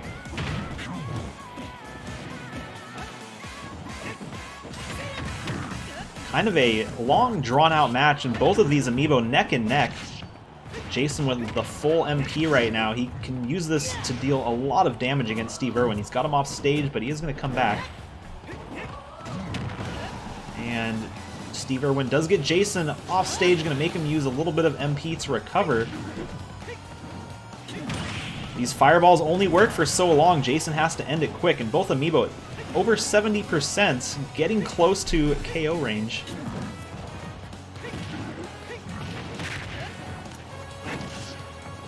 Neither one with a huge lead right now. It's still anyone's game.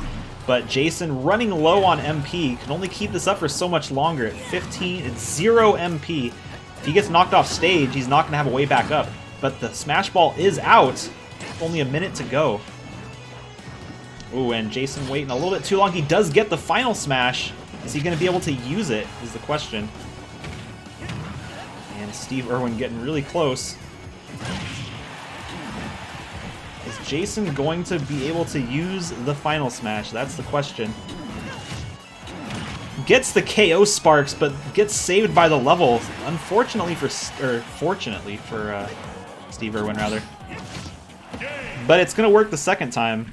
Jason holding on to that final smash. There's a little bit of an insurance policy, but it looks like he doesn't need it. Very close game, but Steve Irwin eliminated from the Season 6 Survival League. Better luck next season. Jason going to move on to the next round.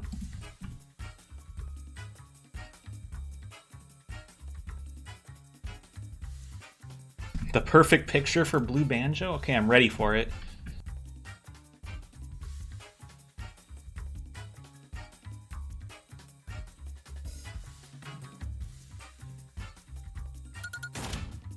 Honestly, of all the Amiibo to go 0-2, I was not expecting it to be Steve Irwin.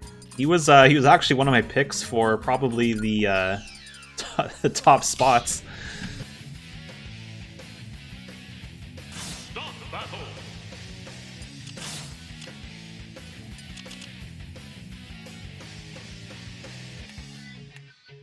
Pichu. Zelda.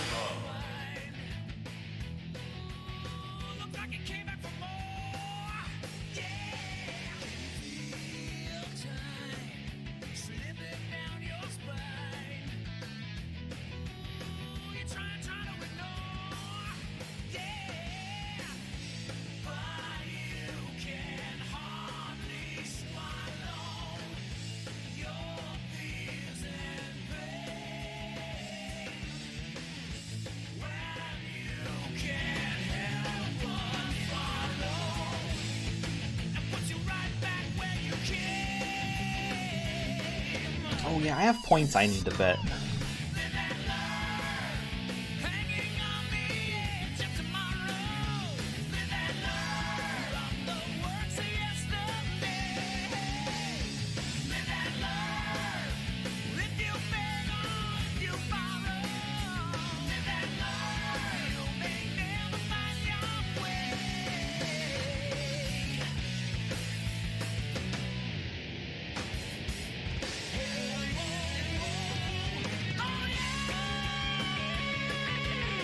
That is, oh my god, that blue banjo is beautiful.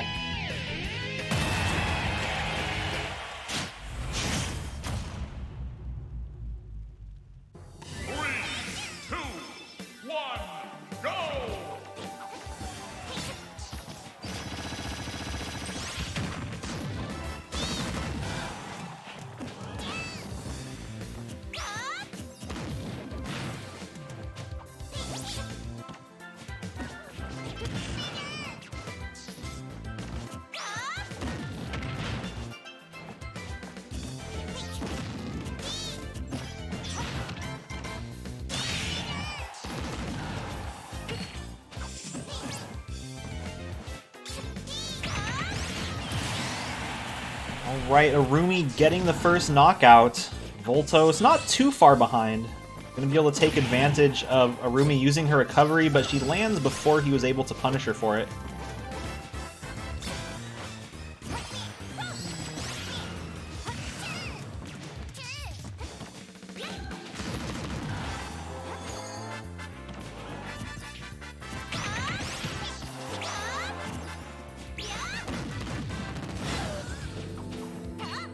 Ooh, both of these characters seem to enjoy the down air. So it looks like if they get off stage, both of them are going to probably chase each other.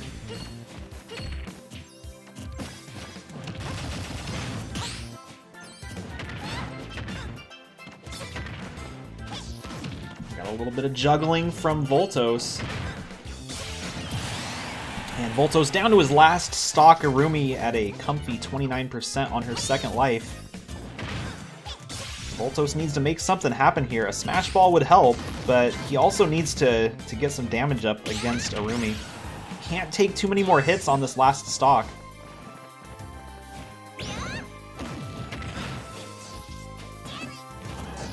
And there's the Smash Ball. Let's see if Arumi goes for it. Oh, good footstool from Voltos, but it's not going to get the KO.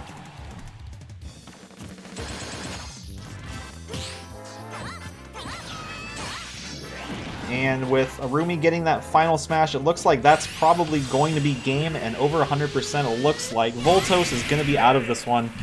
Sad to see it, but it looks like we're going to have to see Voltos again in a future season, hopefully.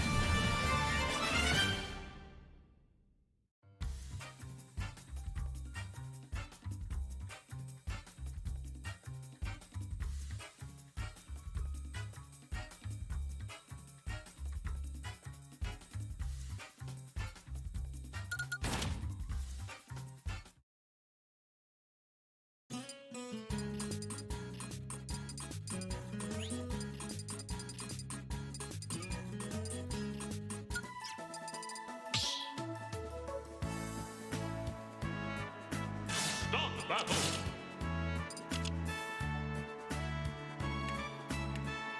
Piranha Plant. Void.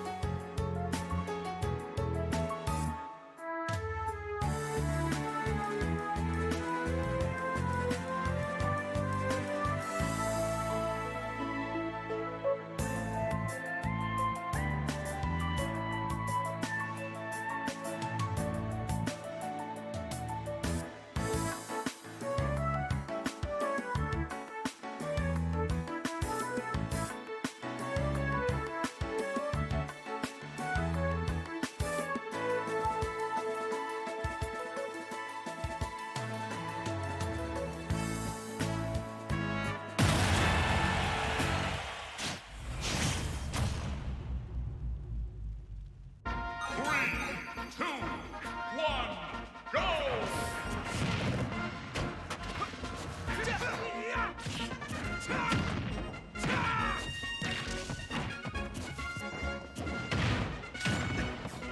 Alright, we've got Hyrule Castle with the infamous Box of Pain. We'll see how it goes for these two Amiibo. They seem to be hanging out around here.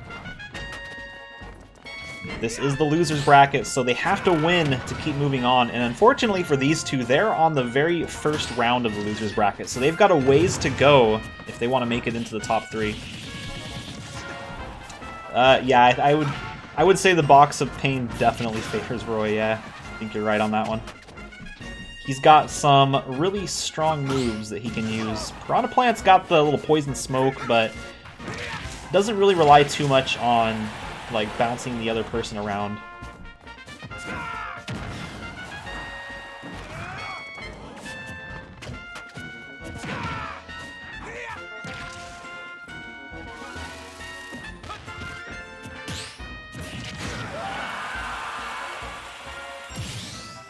Ficus getting that first knockout, but leaving the Smash Ball alone might be a huge mistake. Marth 2.5 going to take a couple swings at it, and it looks like he is going to be able to break it.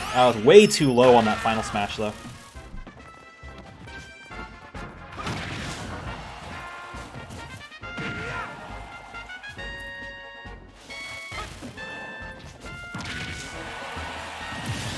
Getting a KO off the backboard there from the stage. Ficus only a little bit ahead. Marth 2.5 still in the game, but as I say that, Ficus getting a really strong combo against Marth 2.5.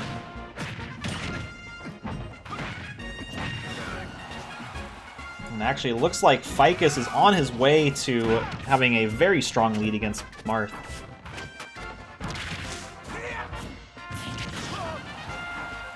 One more of those hits should be enough to get the KO. Marth making a little bit of a comeback. On the side of the stage, we actually could see a relatively low damage KO as well. Ooh, breaking Ficus off of the ledge there. Let's see if he can do it again. He cannot, but he does knock Ficus down to the side. Gonna get another shot. Doing a little bit of ledge guarding, and does get the KO. So actually, Marth 2.5 pulling ahead, going into the last stock for Ficus. Sometimes doing the most damage isn't enough. You have to actually get the KO as well. Ficus does have him off stage, going for the down air. Beautiful spike from Ficus in the last stock. It looks like Ficus is going to get a free shot against Marth 2.5. Not sure why he used his recovery right there. That did give Ficus a free hit as he was coming down to the ground. And Marth 2.5 down in damage again, but it didn't stop him on the second stock. Let's see how he does on the third stock with this damage deficit.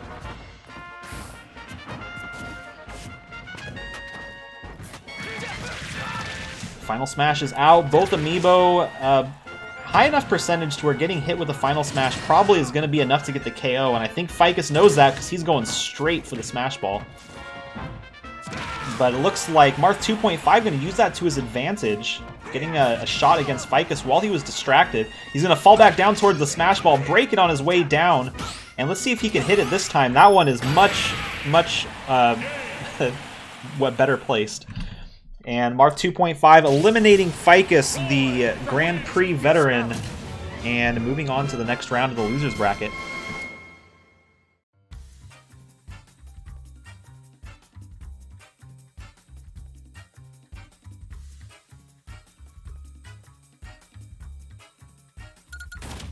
It was a good run, Ficus. You've been in it since Season 5, but unfortunately it's time for new blood.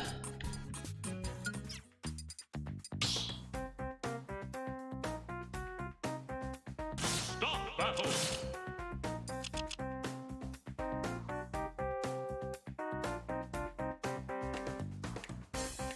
Lucas!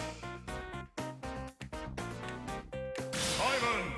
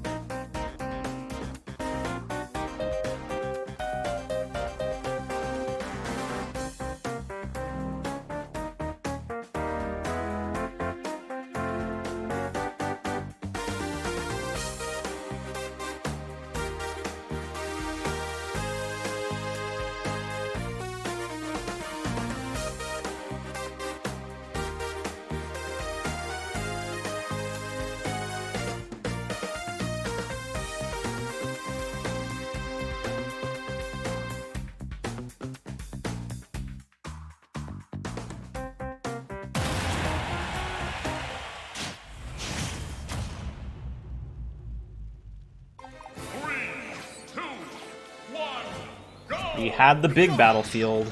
Now it's time for the small battlefield.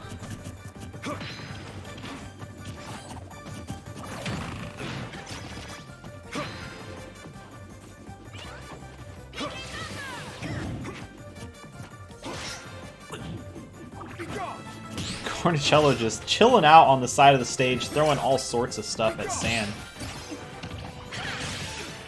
Sand going to use these platforms to his advantage. We've seen that in a lot of his previous matchups as well.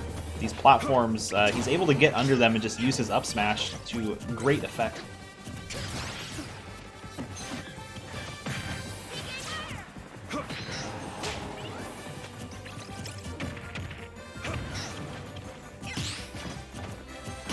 I'm going to finish up these tiebreakers today. We're in the loser's bracket right now. Excel and Curietta have finished up.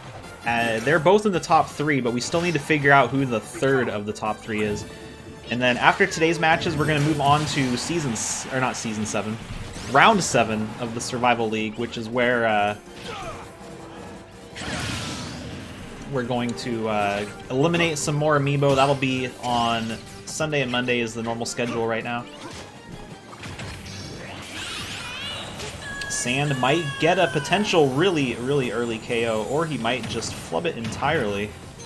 Cornicello getting hit by a couple of them, but only taking about 30 damage.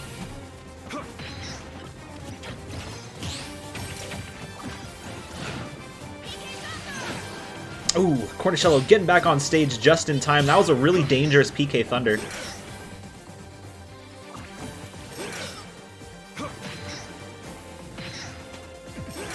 That boomerang putting in work. Almost knocking Sand all the way into the KO zone.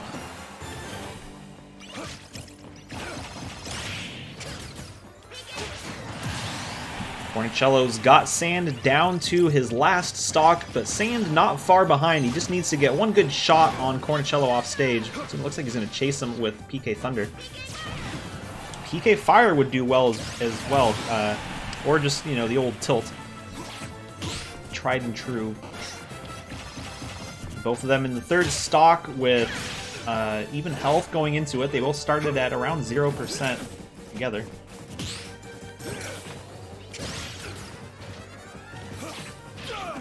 And Cornicello almost getting knocked off a little bit too far, but he was able to make it back. That would have been really unfortunate, getting knocked out at 51% on your last stock.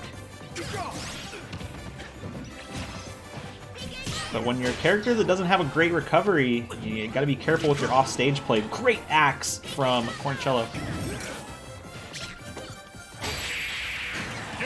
And it looks like Cornicello gonna take one more smash attack against Sand, knocking him out and moving on to the next round.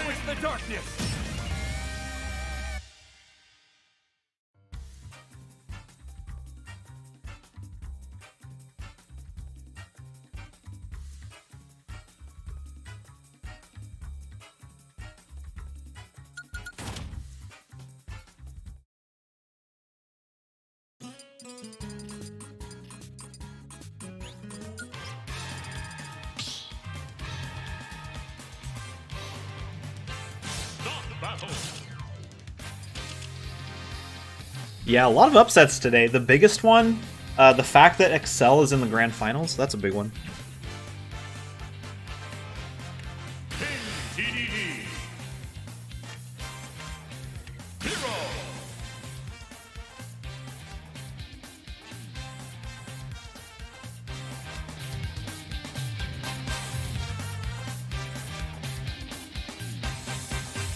Because if I had to pick 3 Amiibo that were going to make it into the top 3, Excel was not on that list.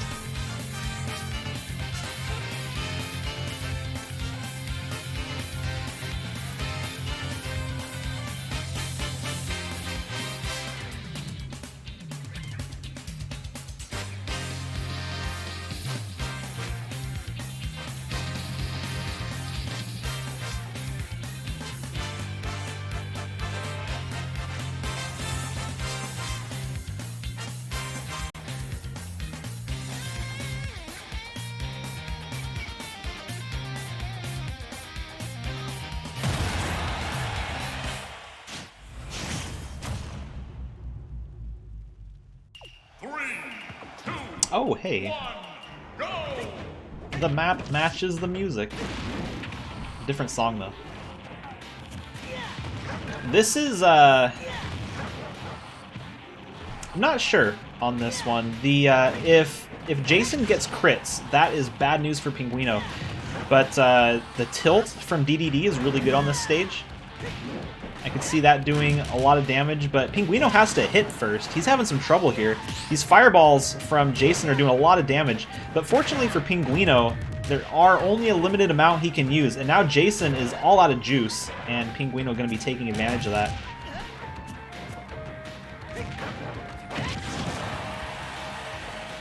Charging up another fireball. Smash Ball is out. Pinguino knocking the Smash Ball over to Jason's side of the stage. Let's see if he can get the KO before using the final smash, but he does run the risk of getting it knocked loose, though, so he's got to be careful. Sometimes you just got to take the free KO. Is it going to be far enough? It's a little bit too shallow. Meanwhile, Jason charging some of his MP back.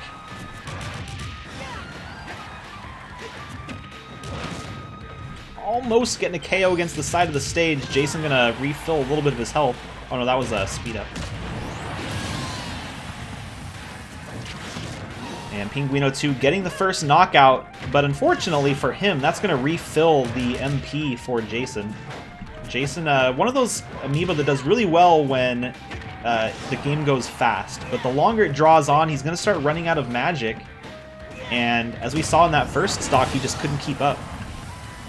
He's already about halfway out in this second stock. If Pinguino can dodge some of these fireballs, he can get rid of Jason's MP without having to take too much damage.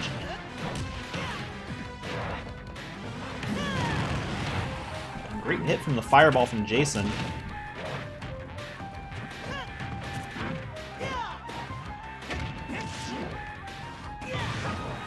And both Amiibo neck and neck. Jason just a little bit ahead. But he's up against the wall, he's got to be careful. And 102%, good tilt from Pinguino, unfortunately, was not even close to hitting Jason. He had the right idea, though. A tilt is the move you need to be using right now. And Jason doing a little bit of juggling. Pinguino a little bit higher in damage, but both of them in KO range. Pinguino, one more of those fireballs might be enough to get the KO. But Jason out of magic again. Gonna get the KO against Pinguino, and Pinguino coming right back down, getting one of his own.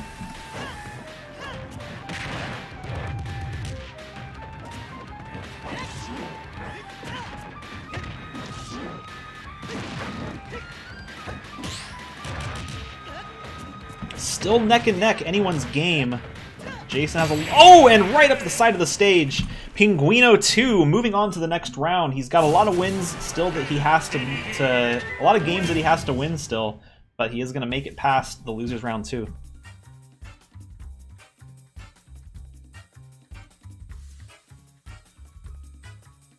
And it'll be just a minute while I get these next matchups ready to go.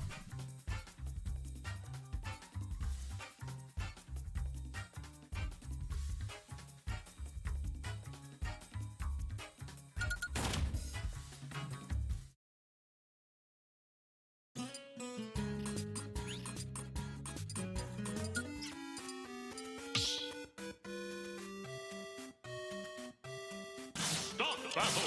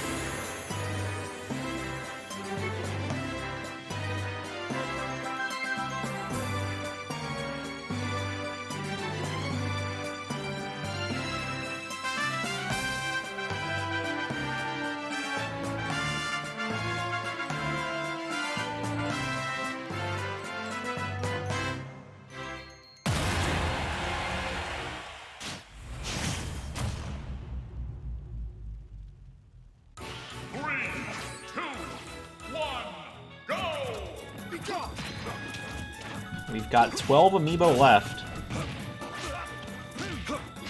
All of the matches, including this one, are elimination matches. They've got to win to move on. And unfortunately, in the losers round 3, they got knocked out a little bit early, which means they're going to have to win this match and then 3 more additional matches to make it into the top 3.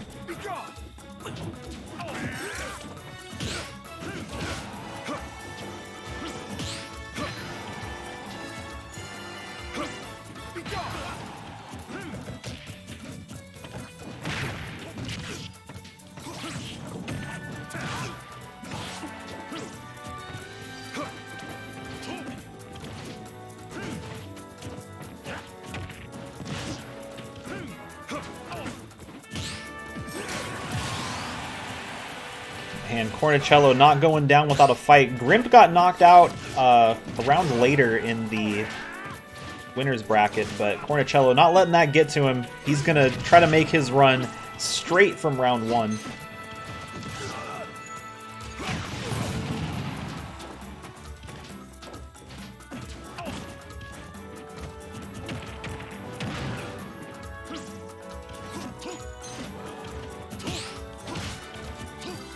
Good perfect shields from Cornicello, saving him from a lot of unnecessary damage. Especially at 144%, if you don't get the right shield, it's going to be a KO. He wasn't able to make it back from that one, unfortunately. Kind of an anticlimactic KO, but hey, a W's a W.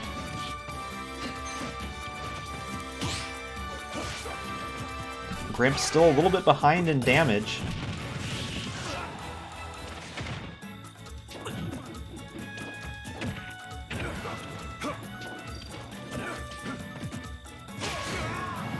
And Cornicello getting a really early second KO. Grimp's got to be careful. He's playing from behind now over a full stock. And Smash Ball's out. This is Grimp's chance to catch up, or Cornicello's chance to clinch the win.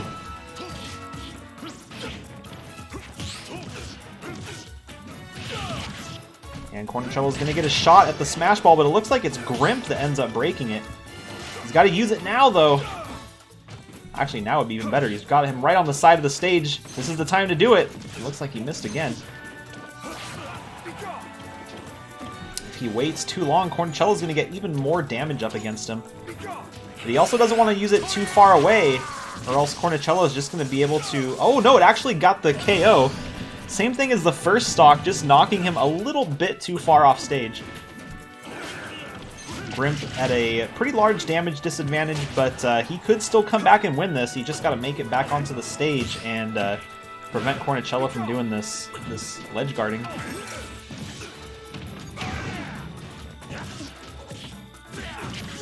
Got a little bit of momentum behind these attacks, really quickly bringing Cornicello up to almost KO range. At 85%, he can get him knocked off far enough to not be able to recover. Both of these Amiibo in KO range, but it looks like Cornicello is going to be the one to get the last shot in. I vanquish the darkness!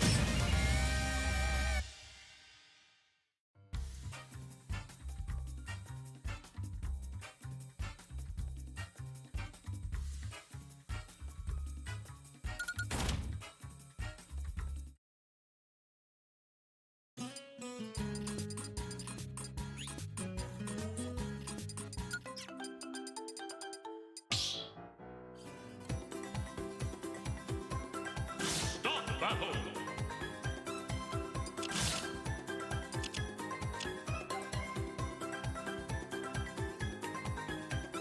Pokemon Trainer! Roy!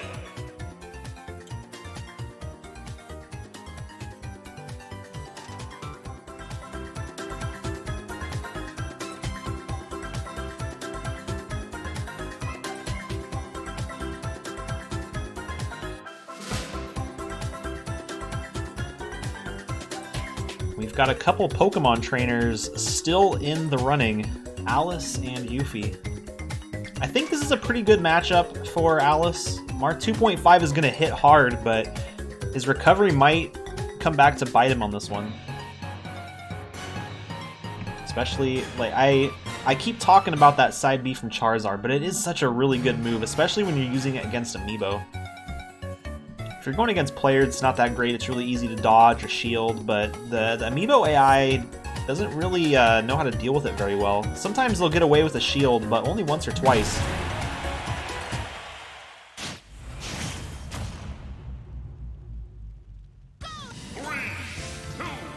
And this is an interesting stage.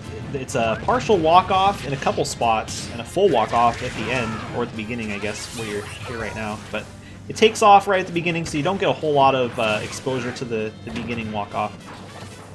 But there are a lot of different variations in the level layout that we're going to see here. I think almost all of them are going to be benefiting Alice, though.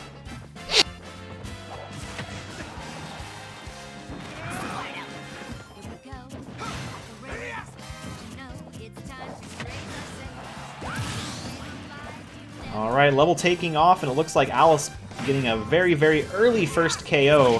Marth 2.5, not able to do a whole lot of damage. I believe there's going to be a left side walk-off here coming up, though.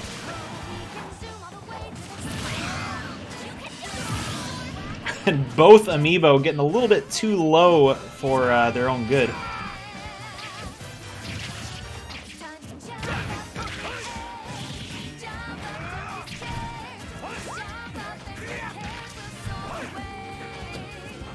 And even though they both died, I think that exchange benefited Alice a lot more than Marth 2.5. She's got a full stock ahead of him, so she could have afforded that KO.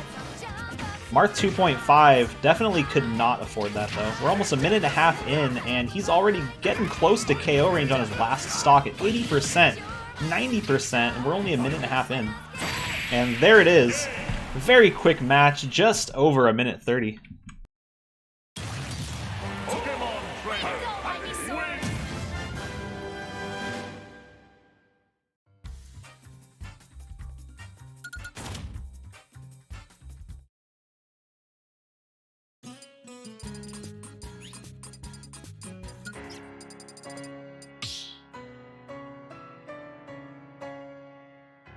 Start the battle.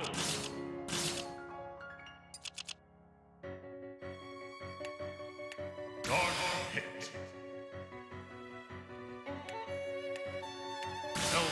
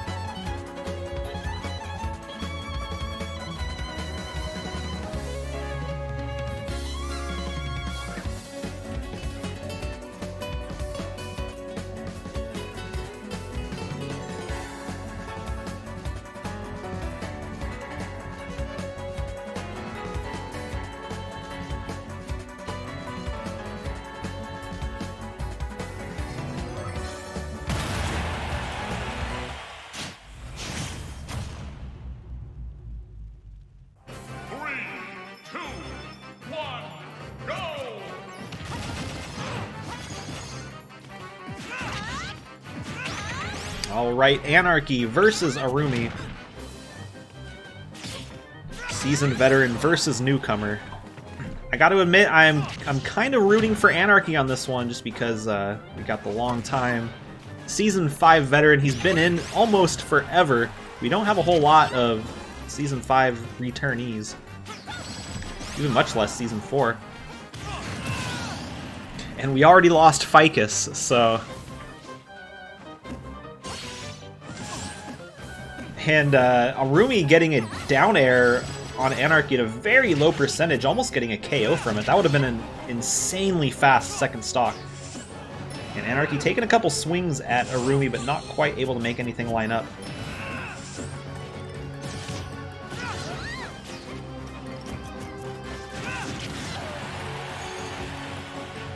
And he's going for the down air. Doesn't quite line it up. Instead, it knocks her up in the air.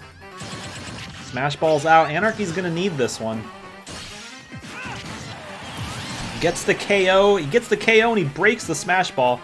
As long as he can fire it off, he will be caught back up, but it looks like Arumi's going to knock that Smash Ball loose, and it's 67%.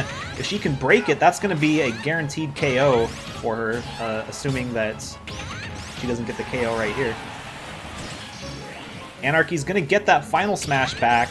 Ooh, but it's too late. He had a little bit too much damage, and Arumi was able to get that KO. She's a full stock ahead of Anarchy right now. This match is going very well in her favor. And Anarchy diving deep for that one.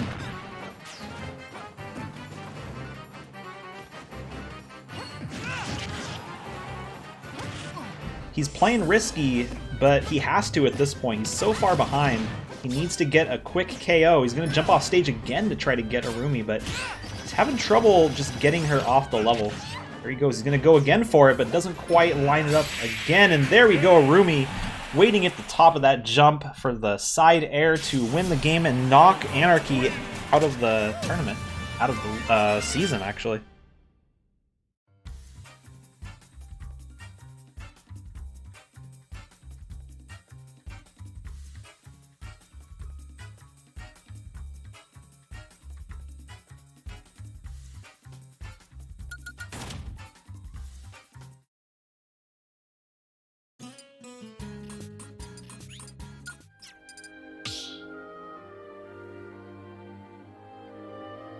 Start the battle.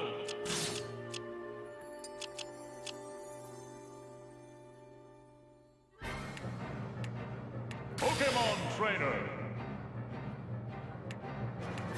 King TDD.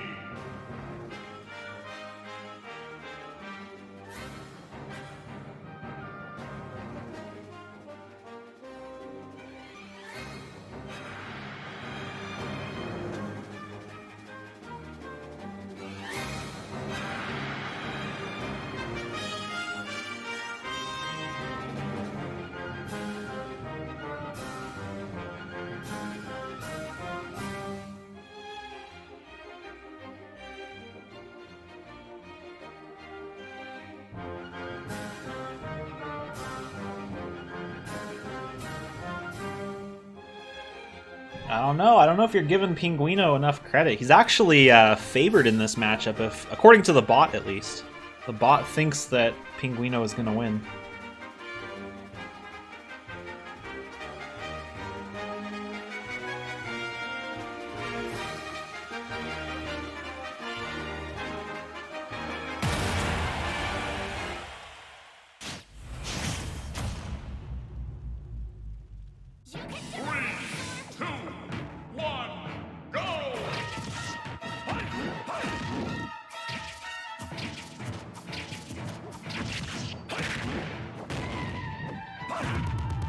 Pinguino having a little bit of trouble at the beginning there. And as this match starts, I need to go feed my cat. It's his feeding time. Actually, it's about a half hour past his feeding time, and he's letting me know that very aggressively right now.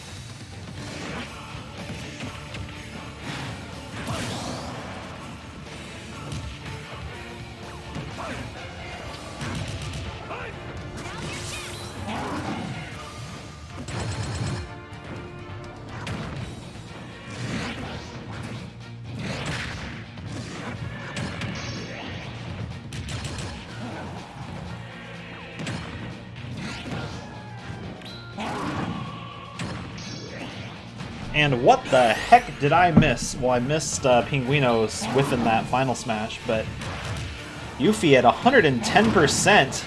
Pinguino a healthy 39% on his second stock, not his last stock. And I apparently missed a lot when I went up to go feed the cat. Pinguino 2 getting a 2 stock against Yuffie, knocking her out of the season. I only got two KO clips from that one.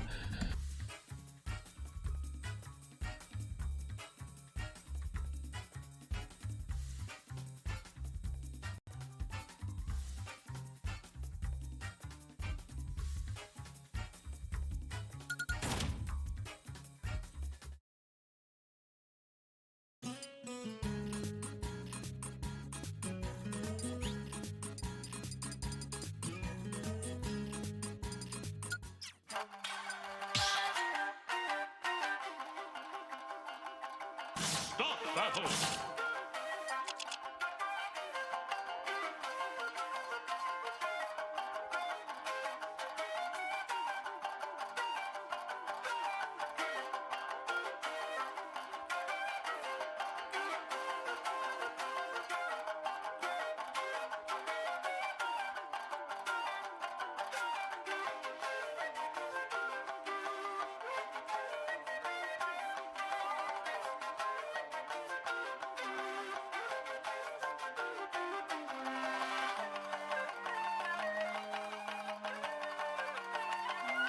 Pokemon Trainer. Ivan.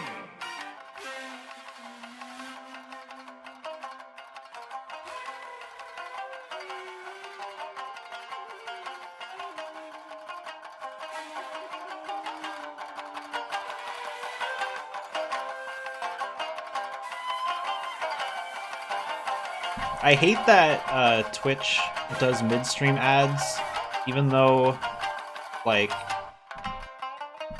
I have no control over it.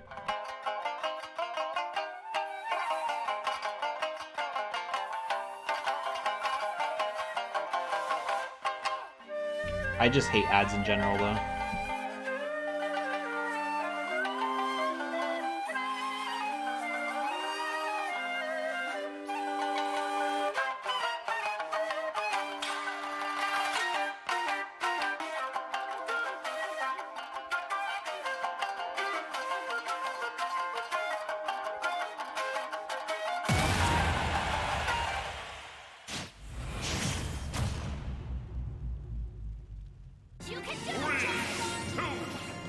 How is he still alive? He's doing it. Instant side B from Alice. She knows that Cornicello is dangerous. She's trying to get rid of him as fast as possible. It is not working, though. Free stock for Cornicello. He is well on his way to eliminating the other Pokemon trainer from this tiebreaker.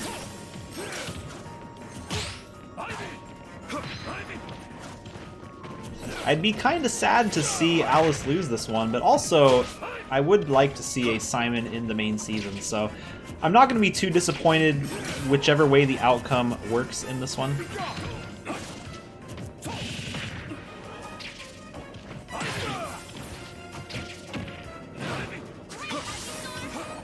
And Cornicello going for the Smash Ball.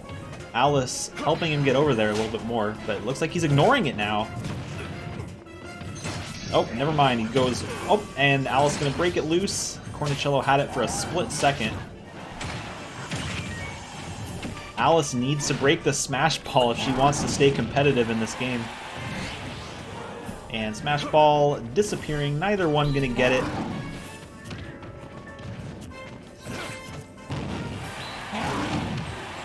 And the level playing defense for Cornicello.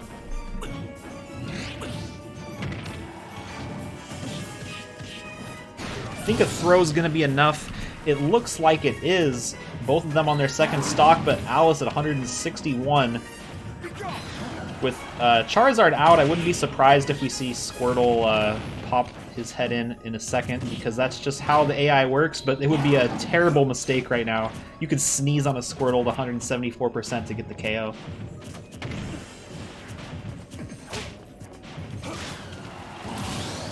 Cornicello has Alice down to her last stock.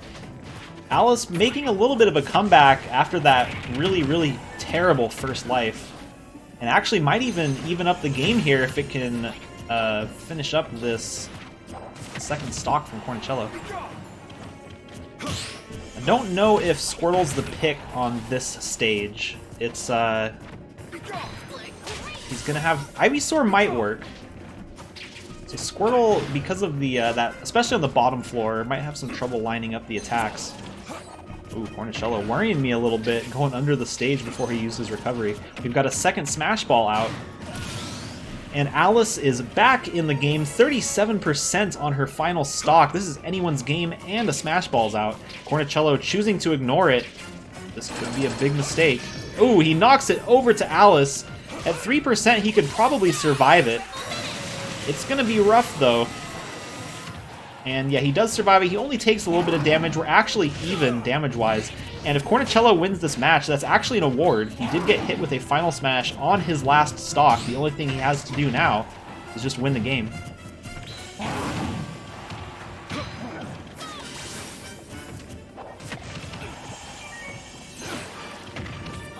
And Squirtle charging up an attack there. Very dangerous for Cornicello. He doesn't have a great recovery. Is he going to be able to make it?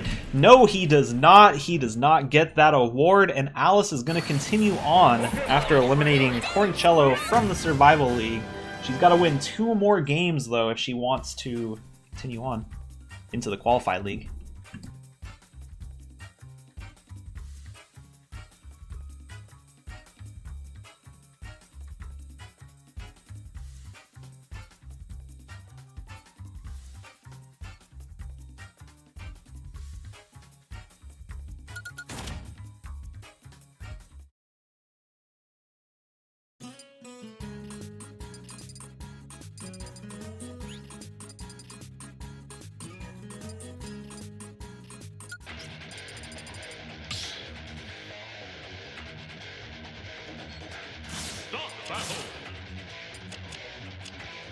Honestly, I think my pick for 3rd place is probably Boom. I think Boom has what it takes.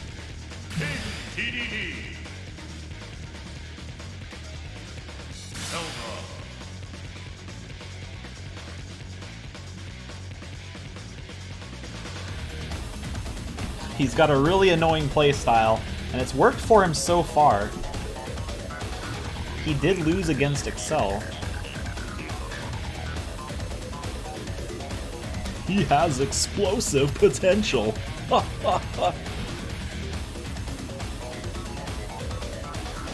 He's a blast to watch.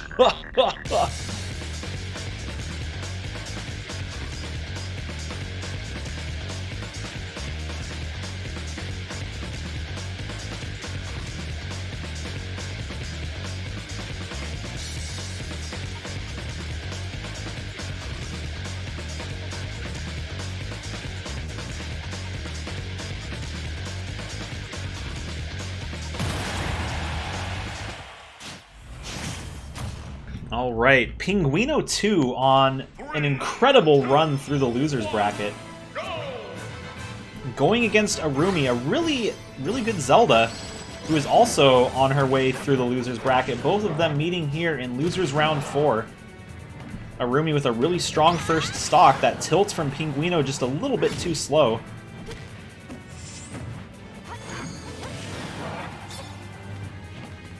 These platforms are not doing Pinguino any favors.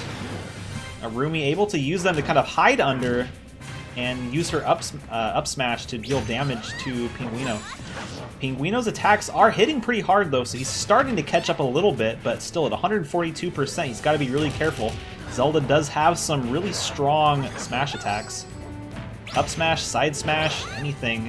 At 147, that's definitely going to get a KO. Pinguino does get knocked out first, but he's also got Arumi in kind of a dangerous position as well. He just has to get that KO before taking too much damage on his second life. tilt, but not quite properly aimed. And good attempt with the up smash. It would have been enough to get the KO, but unfortunately just a little bit mis-aimed. And Arumi building up that damage on Pinguino's second stock. Is it going to be enough to get the KO? He's got her stuck off stage, but she's going to be able to get back. Going off in the other direction, but she's going to land on the stage. Now Pinguino taking advantage of these platforms. Looks like it's not just Arumi that can use them.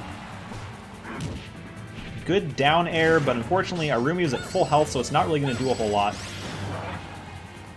And Pinguino up to 116%, playing from behind, but that smash ball could be just what he needs. He has to be careful not to let Arumi break it. She does have a much better final smash. He'll be safe in his last stock even if she does break it, as long as he doesn't take too many hits. But this is his chance to even the game out. I think that's going to connect. It looks like it will. That's going to be a KO, and we're going to be going into the final stock. It's 0-0.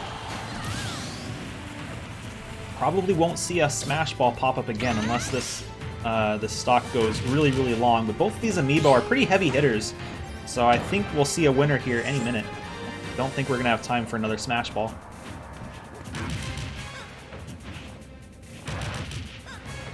Pinguino coming into form, getting the damage up against Arumi. He's been behind this whole game. It's actually now on this final life that he's pulling ahead, doing a little BM there with the crouching.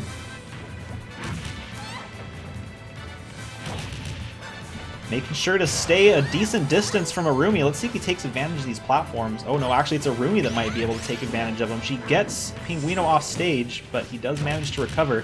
Using that forward smash really well. All he has to do now is just land a tilt close enough to the edge, and he will probably get the KO from it, even at 87%. I think a tilt from Pinguino should be enough.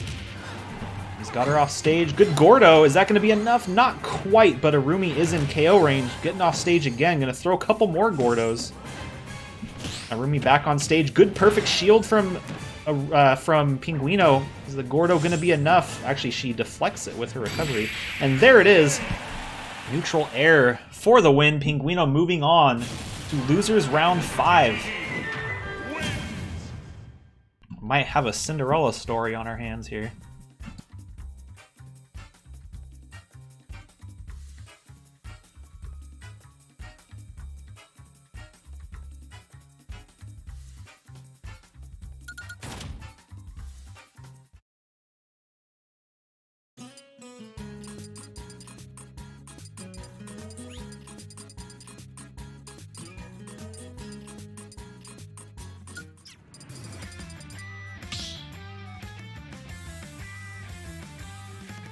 Stop battle.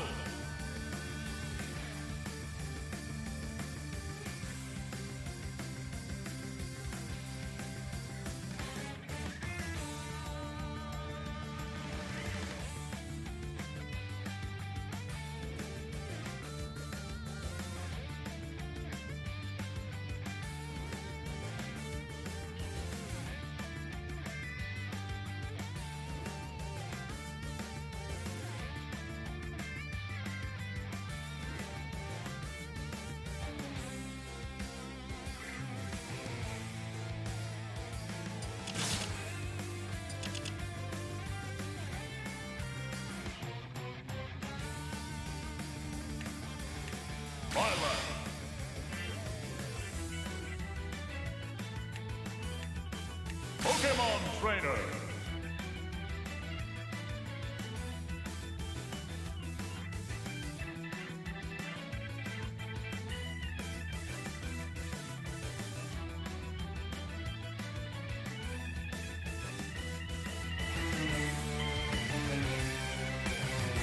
Alright, we are down to the top 6 Amiibo in this tiebreaker out of the original 17. We already know who 2 of the top 3 are. That's going to be Curietta and Excel. Now these remaining 4, Jianmi, Alice, Pinguino, and Boom, only one of them can make it. We're going to find out which one it is here in the next 3 games. First one's going to be Jianmi versus Alice, and then we have Boom versus Pinguino too. Winner of these 2 matches is going to go against the other winner, and then we will figure out who the 3rd Amiibo is in this tiebreaker. And then because, you know, we're pretty much at the end of this double elimination tournament, we'll just run it through anyway just to see who places where. Since it's only an extra, like, 3 games after that. 3, 2, 1, go!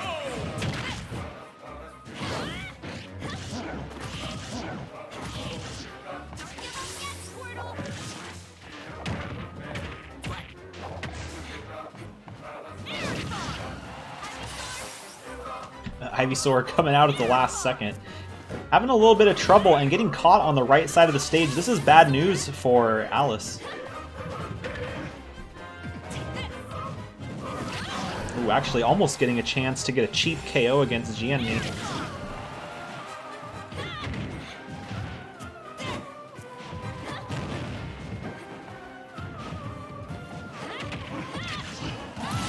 First knockout going to Jianmi, coming back at a healthy 39%. The Smash Ball is out. Pretty early Smash Ball in the first 30 seconds or so of the game. Let's see if Alice goes to try to break it. Nope, she's more focused on Jianmi. But it looks like it's going to turn around. Jianmi going to come and get the last hit on the Smash Ball. Never mind, Alice breaking it at the last second, using triple finish, going to get nothing. Not even a hit against Jianmi. But better than the alternative of letting the other Amiibo get that final smash, because GME was right on top of it, Alice just barely breaking it in time.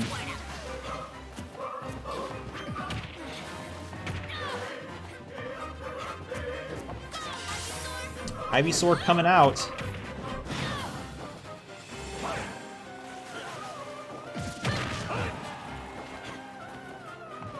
And with GME at 125%, Alice can come back from this, but she's taken a little bit too much damage. Actually, I'm noticing the water doing damage to Charizard, kind of the same deal with Inkling. But now Alice on her last stock, it's looking a little bit less hopeful for this Pokemon trainer. GME might be back in for Season 7. But we've seen bigger upsets. We haven't seen very many reverse 3 stocks though, so this would be the first one in a while. I think the first one of the season, actually. Actually, no, there was a Ganondorf one earlier in round 2 or 3 of the Survival League. But if Alice can get GME close to the right side of the stage, we could see an early KO. She's only at 33%, and there's another Smash Ball. 2 Smash Balls in the first 2.5 minutes of the game. If Alice breaks this, or just gets the KO right here.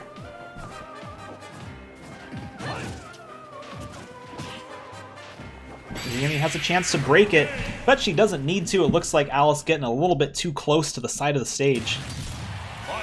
Allow me to demonstrate.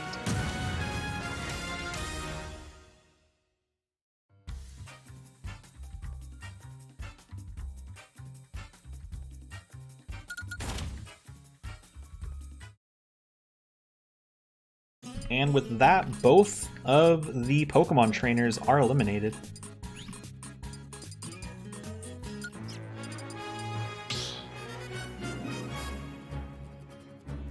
Stop the battle!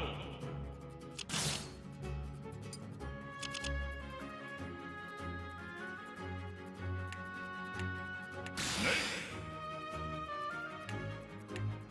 King TDD!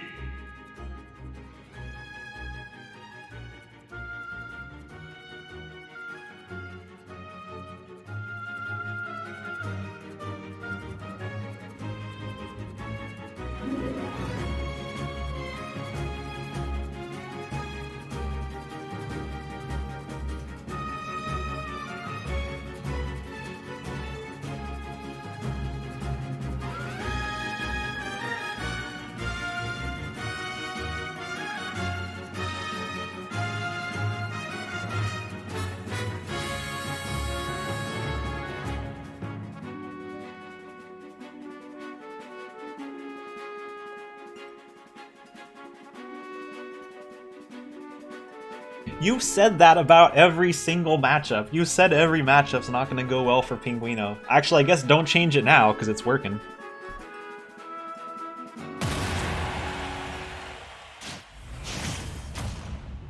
but Boom is a very tough opponent, especially when you've got a slow character like Pinguino. It's going to give a lot of time for those rockets to find their target.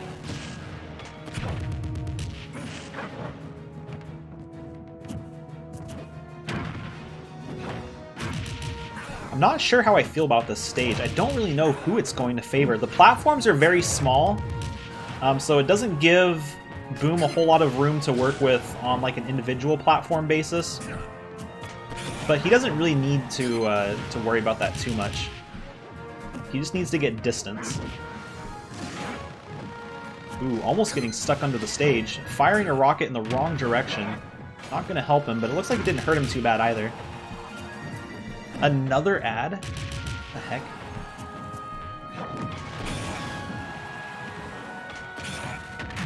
Ooh, charging up that swing.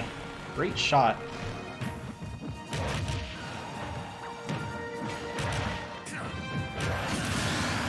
And Pinguino getting the first KO with Boom not far behind, but this is a chance for him to build up some damage on the second stock for Boom. Boom does have a final smash advantage. Pinguino has to get up close and personal with that smash ball. All Boom has to do is break it, and then he gets a guaranteed knockout. So it's in Pinguino's best interest to make sure that Boom does not break this smash ball. Actually, if he uses his final smash on the right side of the stage, he can actually get a second KO. Then he would be in a very good spot. Boom using his detonator on himself. Looks like that's going to hit, and Pinguino getting a second stock against Boom.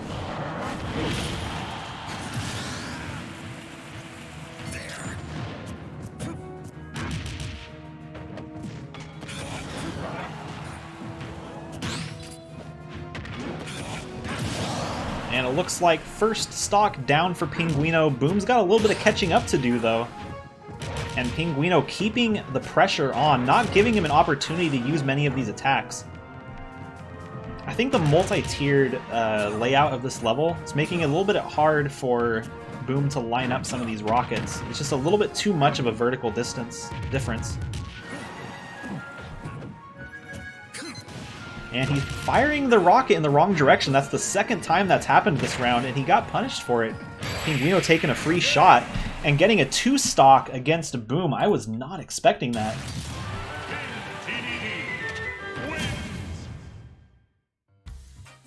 And let's just set up this next match. We're getting close to the end. I've got to do them onesie-twosies now.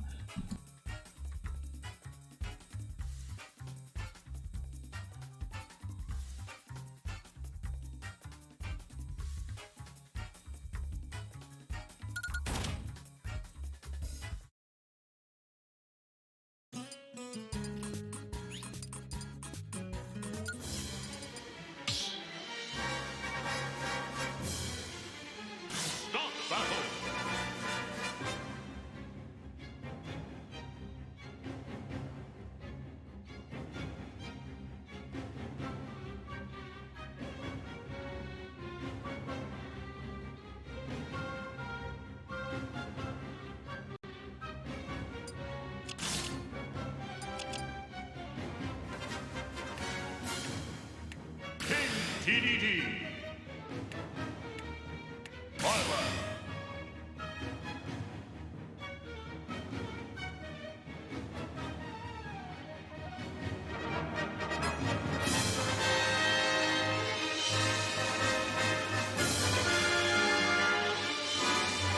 All right, this is it. The winner of this match is going to have the third place tiebreaker spot. It's going to be either Pinguino 2 or Jian Mi that's going to be moving into the qualified league. Only one can make it. Then after that, we'll play the last 3 games of the tournament just because. You know, I'm kind of feeling... I'm not going to jinx it. I don't want to call it. I think miracles might be able to happen, though.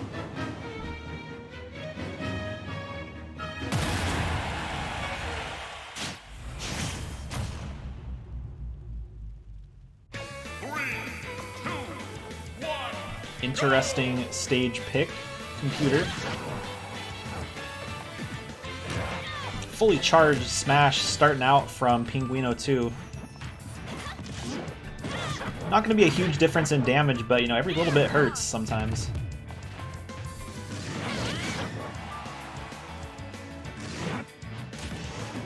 And GME getting the KO sparks, but doesn't get that final shot. And which is good for Pinguino too, because that was a really low percent damage that he would have got knocked out at.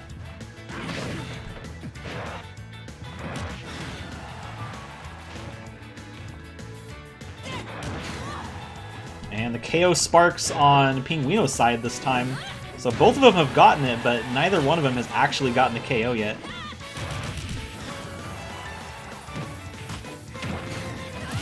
And the Gordo KOs, GNME making it back onto the side of the stage, but there was a Gordo waiting for her there.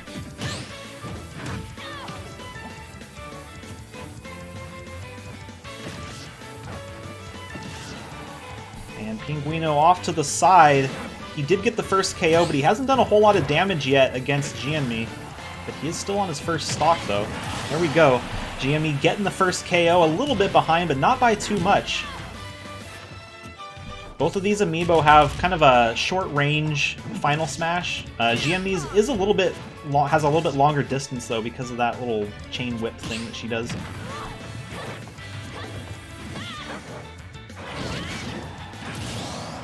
And GME getting a low damage KO again off the left side of the stage. I think Pinguino needs to stay away from that part of the level. And it looks like he's getting one of his own, but GNME is going to come back from that one. These KO sparks are going crazy, even when they're not actually hitting. Final smash is out. We're going into the last stock. Both Amiibo relatively low damage, but they're on the wrong side of the stage. The smash ball's on the other side. GNME doing a lot of damage against Pinguino, and that looks like that's going to be it.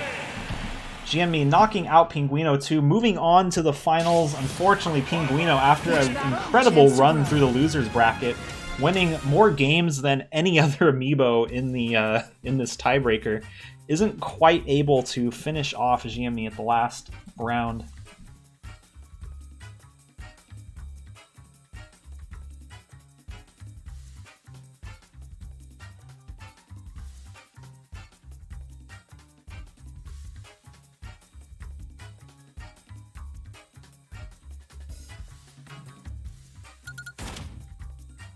But let's see how this tournament finishes up. We've got 3 more games to play.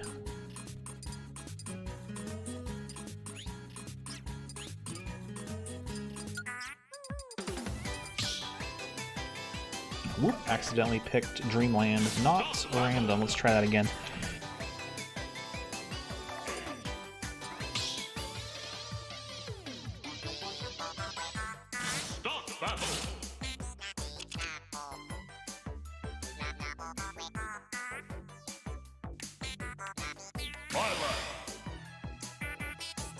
I think we've seen this matchup before.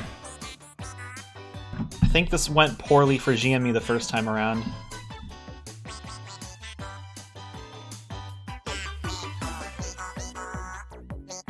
And the bot crashed. Let's try that again.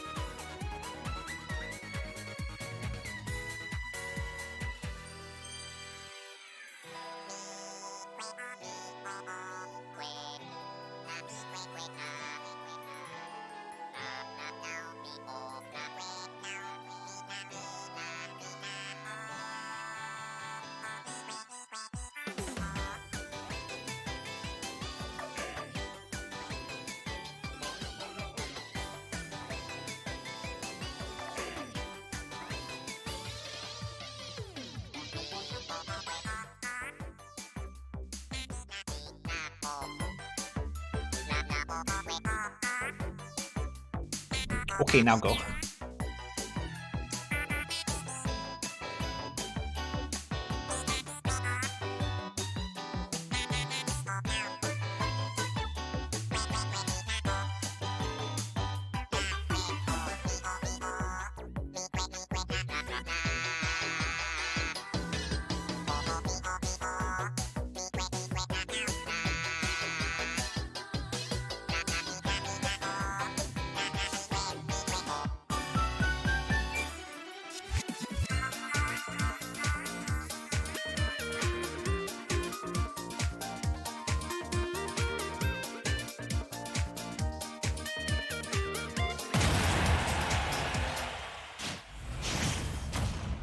Alright, the rematch. The first one between these two was on Big Blue, so let's see how an actual matchup against Kyrietta and GME goes.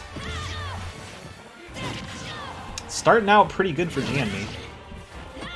We've got kind of a themed level here, too. The Fire Emblem characters on the Fire Emblem map.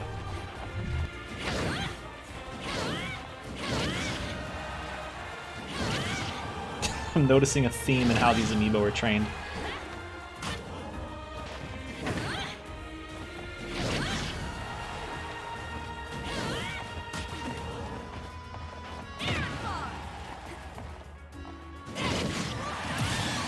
And it looks like Kyrietta doing a bunch of damage, but not enough to get that first knockout. GME pulling ahead by a little bit.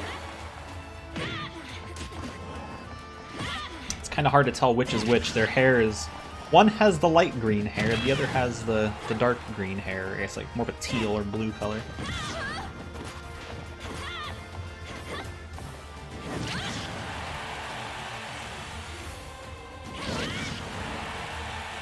Kyrietta cannot get that last hit off against GME.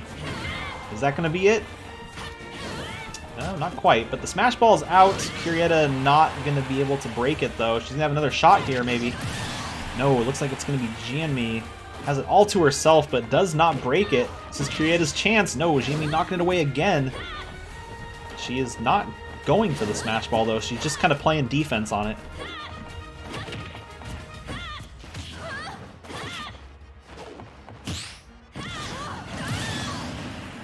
Kyrietta getting her first KO.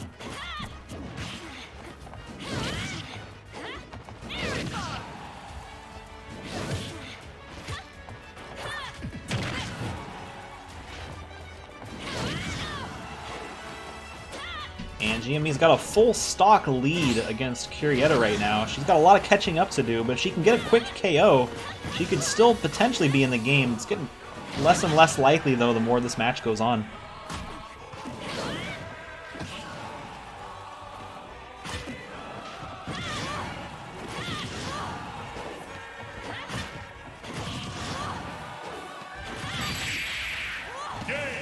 And it looks like GME getting a 2-stock against Kyrietta as payback for the Big Blue matchup. No hesitation.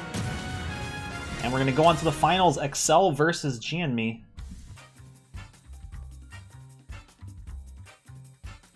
He's beaten one Byleth already. Let's see how he does against a second one.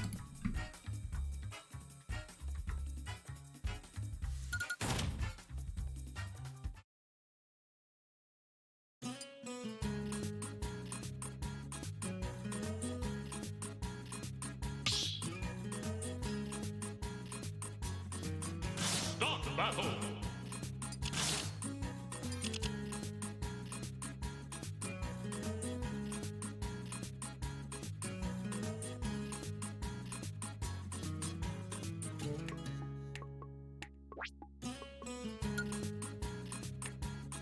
Diddy Kong.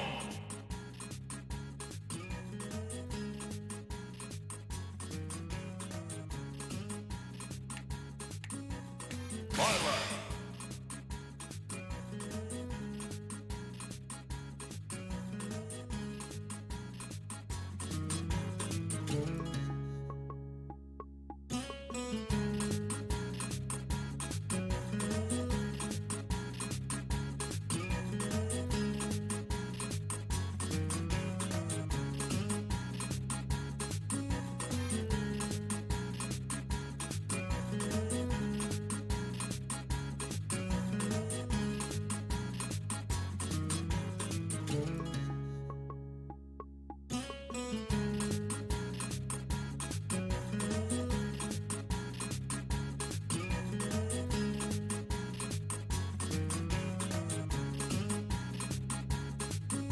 The one thing I hate about ads, and it's worse than the annoyance of the ad itself, it's that like if you have like if you're on a low connection, like if you're watching on like a phone or something, or like a low bandwidth deal, like it's the worst because even if you're playing the stream at like a low resolution, it will load the ad at like full data, like freeze everything. I don't know if it does it on Twitch or not because I have an ad blocker, but I know on YouTube it does that, and it's really annoying on the mobile version.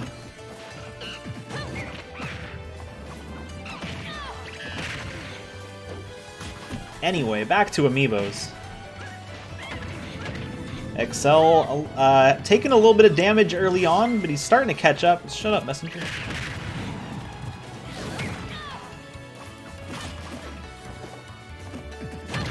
This is the finals. GME getting the first KO. It's just a for fun finals, but it's the finals nonetheless. I want to see Excel win this. I want to see Diddy take a tournament. Even second place is good though, even if he doesn't make it all the way. This is really impressive.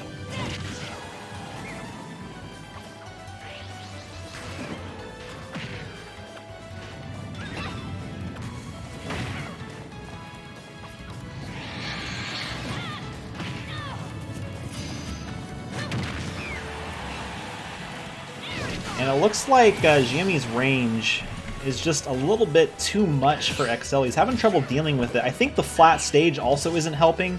A lot of these matches he's won, he's had a lot of platforms to kind of move around and evade the other Amiibo on. This one is pretty much just flat. He doesn't have a whole lot of room to dodge. And it looks like GME's taking full advantage of that. She's over a full stock ahead, Excel down to his last life, but we could see a Smash Ball pop up. It's been almost 2 minutes now. But he hasn't gotten any hits against GME on her second stock yet. Gotta be careful for the shield break.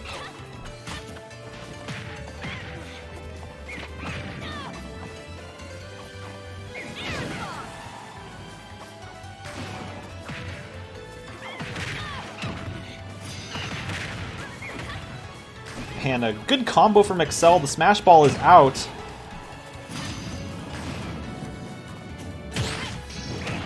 Looks like it's GME that's going to break it. If she uses that final smash, it is game over for Excel. And looks like that is it. GME going to move on to... Actually, no, it's a replay because this is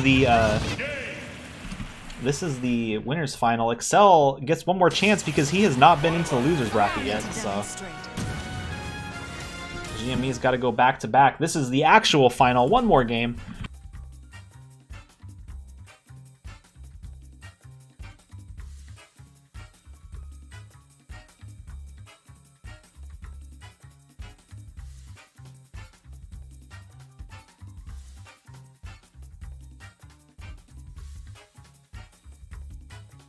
Let's get it set up real quick. We're going to go right into it.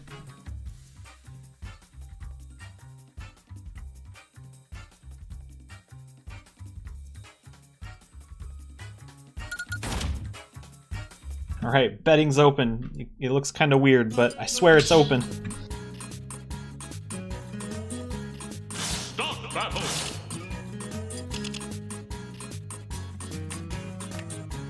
Violet. Diddy Kong. Last match of the night, a nice, long, almost 3-hour stream. Going a little bit longer than I was expecting it to. And my phone is blowing up tonight.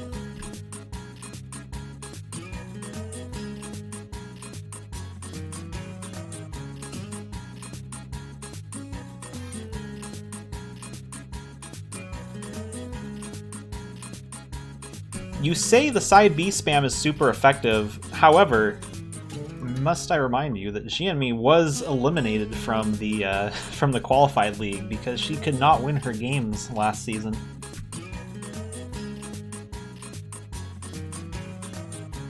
I just realized that the timer was counting up. Forgot to reset it. 3, 2, 1, go! and a walk-off. This, I don't know how this is going to be. The left side is completely flat. However, there's some platforms here on the right side that Excel might be able to take advantage of.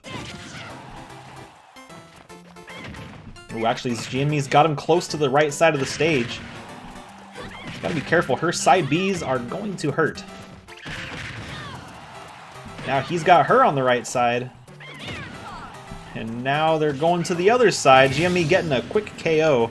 But she's at 86%, so she's not out of the woods. Excel can still turn this around and get a first KO of his own.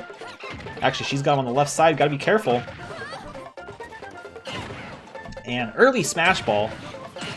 Less than a minute into the game. Excel going for it. Doesn't quite break it. That's going to give Jianmi one more shot to get it. Looks like Excel does end up breaking it. Let's see if he uses it. He's going to use it immediately. On this walk-off, it's pretty dangerous. And let's see if it gets the KO. It does. So Excel a full stock ahead of Jianmi. She won the first match, but it's starting to get a little rough for her on the second one. But she's got Excel on the right side of the stage. This is her chance to get a really, really low damage KO and be back in the game. Oh, now it's Excel that's got her on the right side. They're playing back and forth here. Oh my god, my phone. Is that going to be far enough? Not quite. And now Jianmi's going to take a shot. Back to the center of the stage. And is that going to be far enough to get the second stock from Excel? Not quite. But Jianmi at 93% on her last life and still hasn't gotten that second kill on Excel. And there it goes, both Amiibo on their last stock. Jianmi way behind in damage, but because this is a walk-off, anything can happen at this point. One side B, one more side B ought to do it. And now it's Excel going on the offensive, and he's got her on the left side, and it looks like he's going to use a smash, or I think that was a smash attack. Couldn't tell. I don't know Diddy well enough, but either way, he is going to get the last hit to take the first place prize. Well, one of the first 3 prizes. He wins first place in this tournament of 17 Amiibo, a Diddy Kong of all things, going against 2 Byleths, a K. Rool, Snake, all kinds of nasty stuff in here. There's a Lucas. We had, yeah, it was a pretty nasty bracket. We had Pinguino making a crazy run through the losers bracket, just falling short of the top 3 to Jianmi. But either way, we're going to have the round 7 matchups posted tonight after I cut the stream here in just a second. And we'll turn the Ulta Bets back on for that. That'll probably be in the next 30 to 45 minutes or so. Next round is going to be on Sunday. And then we'll do round 8 on Monday with just one more. Round 9 should be the last of the Survival League. We might have to do one more tiebreaker. And then after that, we can move on to the main season. We'll do the up and down tournament and then move on to the qualified league. So we're getting this season underway after a very, very long Survival League. But thanks for watching. Congratulations, Excel, Curietta, and Jianmi. Just barely making it into the qualified league. We'll see you there. You're currently eliminated from the Survival League, so you're not playing any more rounds in round 7, but it doesn't matter because you did make it into the main season, so we'll be seeing them again in another couple weeks. But thanks for watching. Have a good one. I'm going to cut stream now, and we'll get that next stuff posted and ready to go. And I'll also get the VODs updated for the last round as well. Just got to press the button on that. But yep, thanks for watching.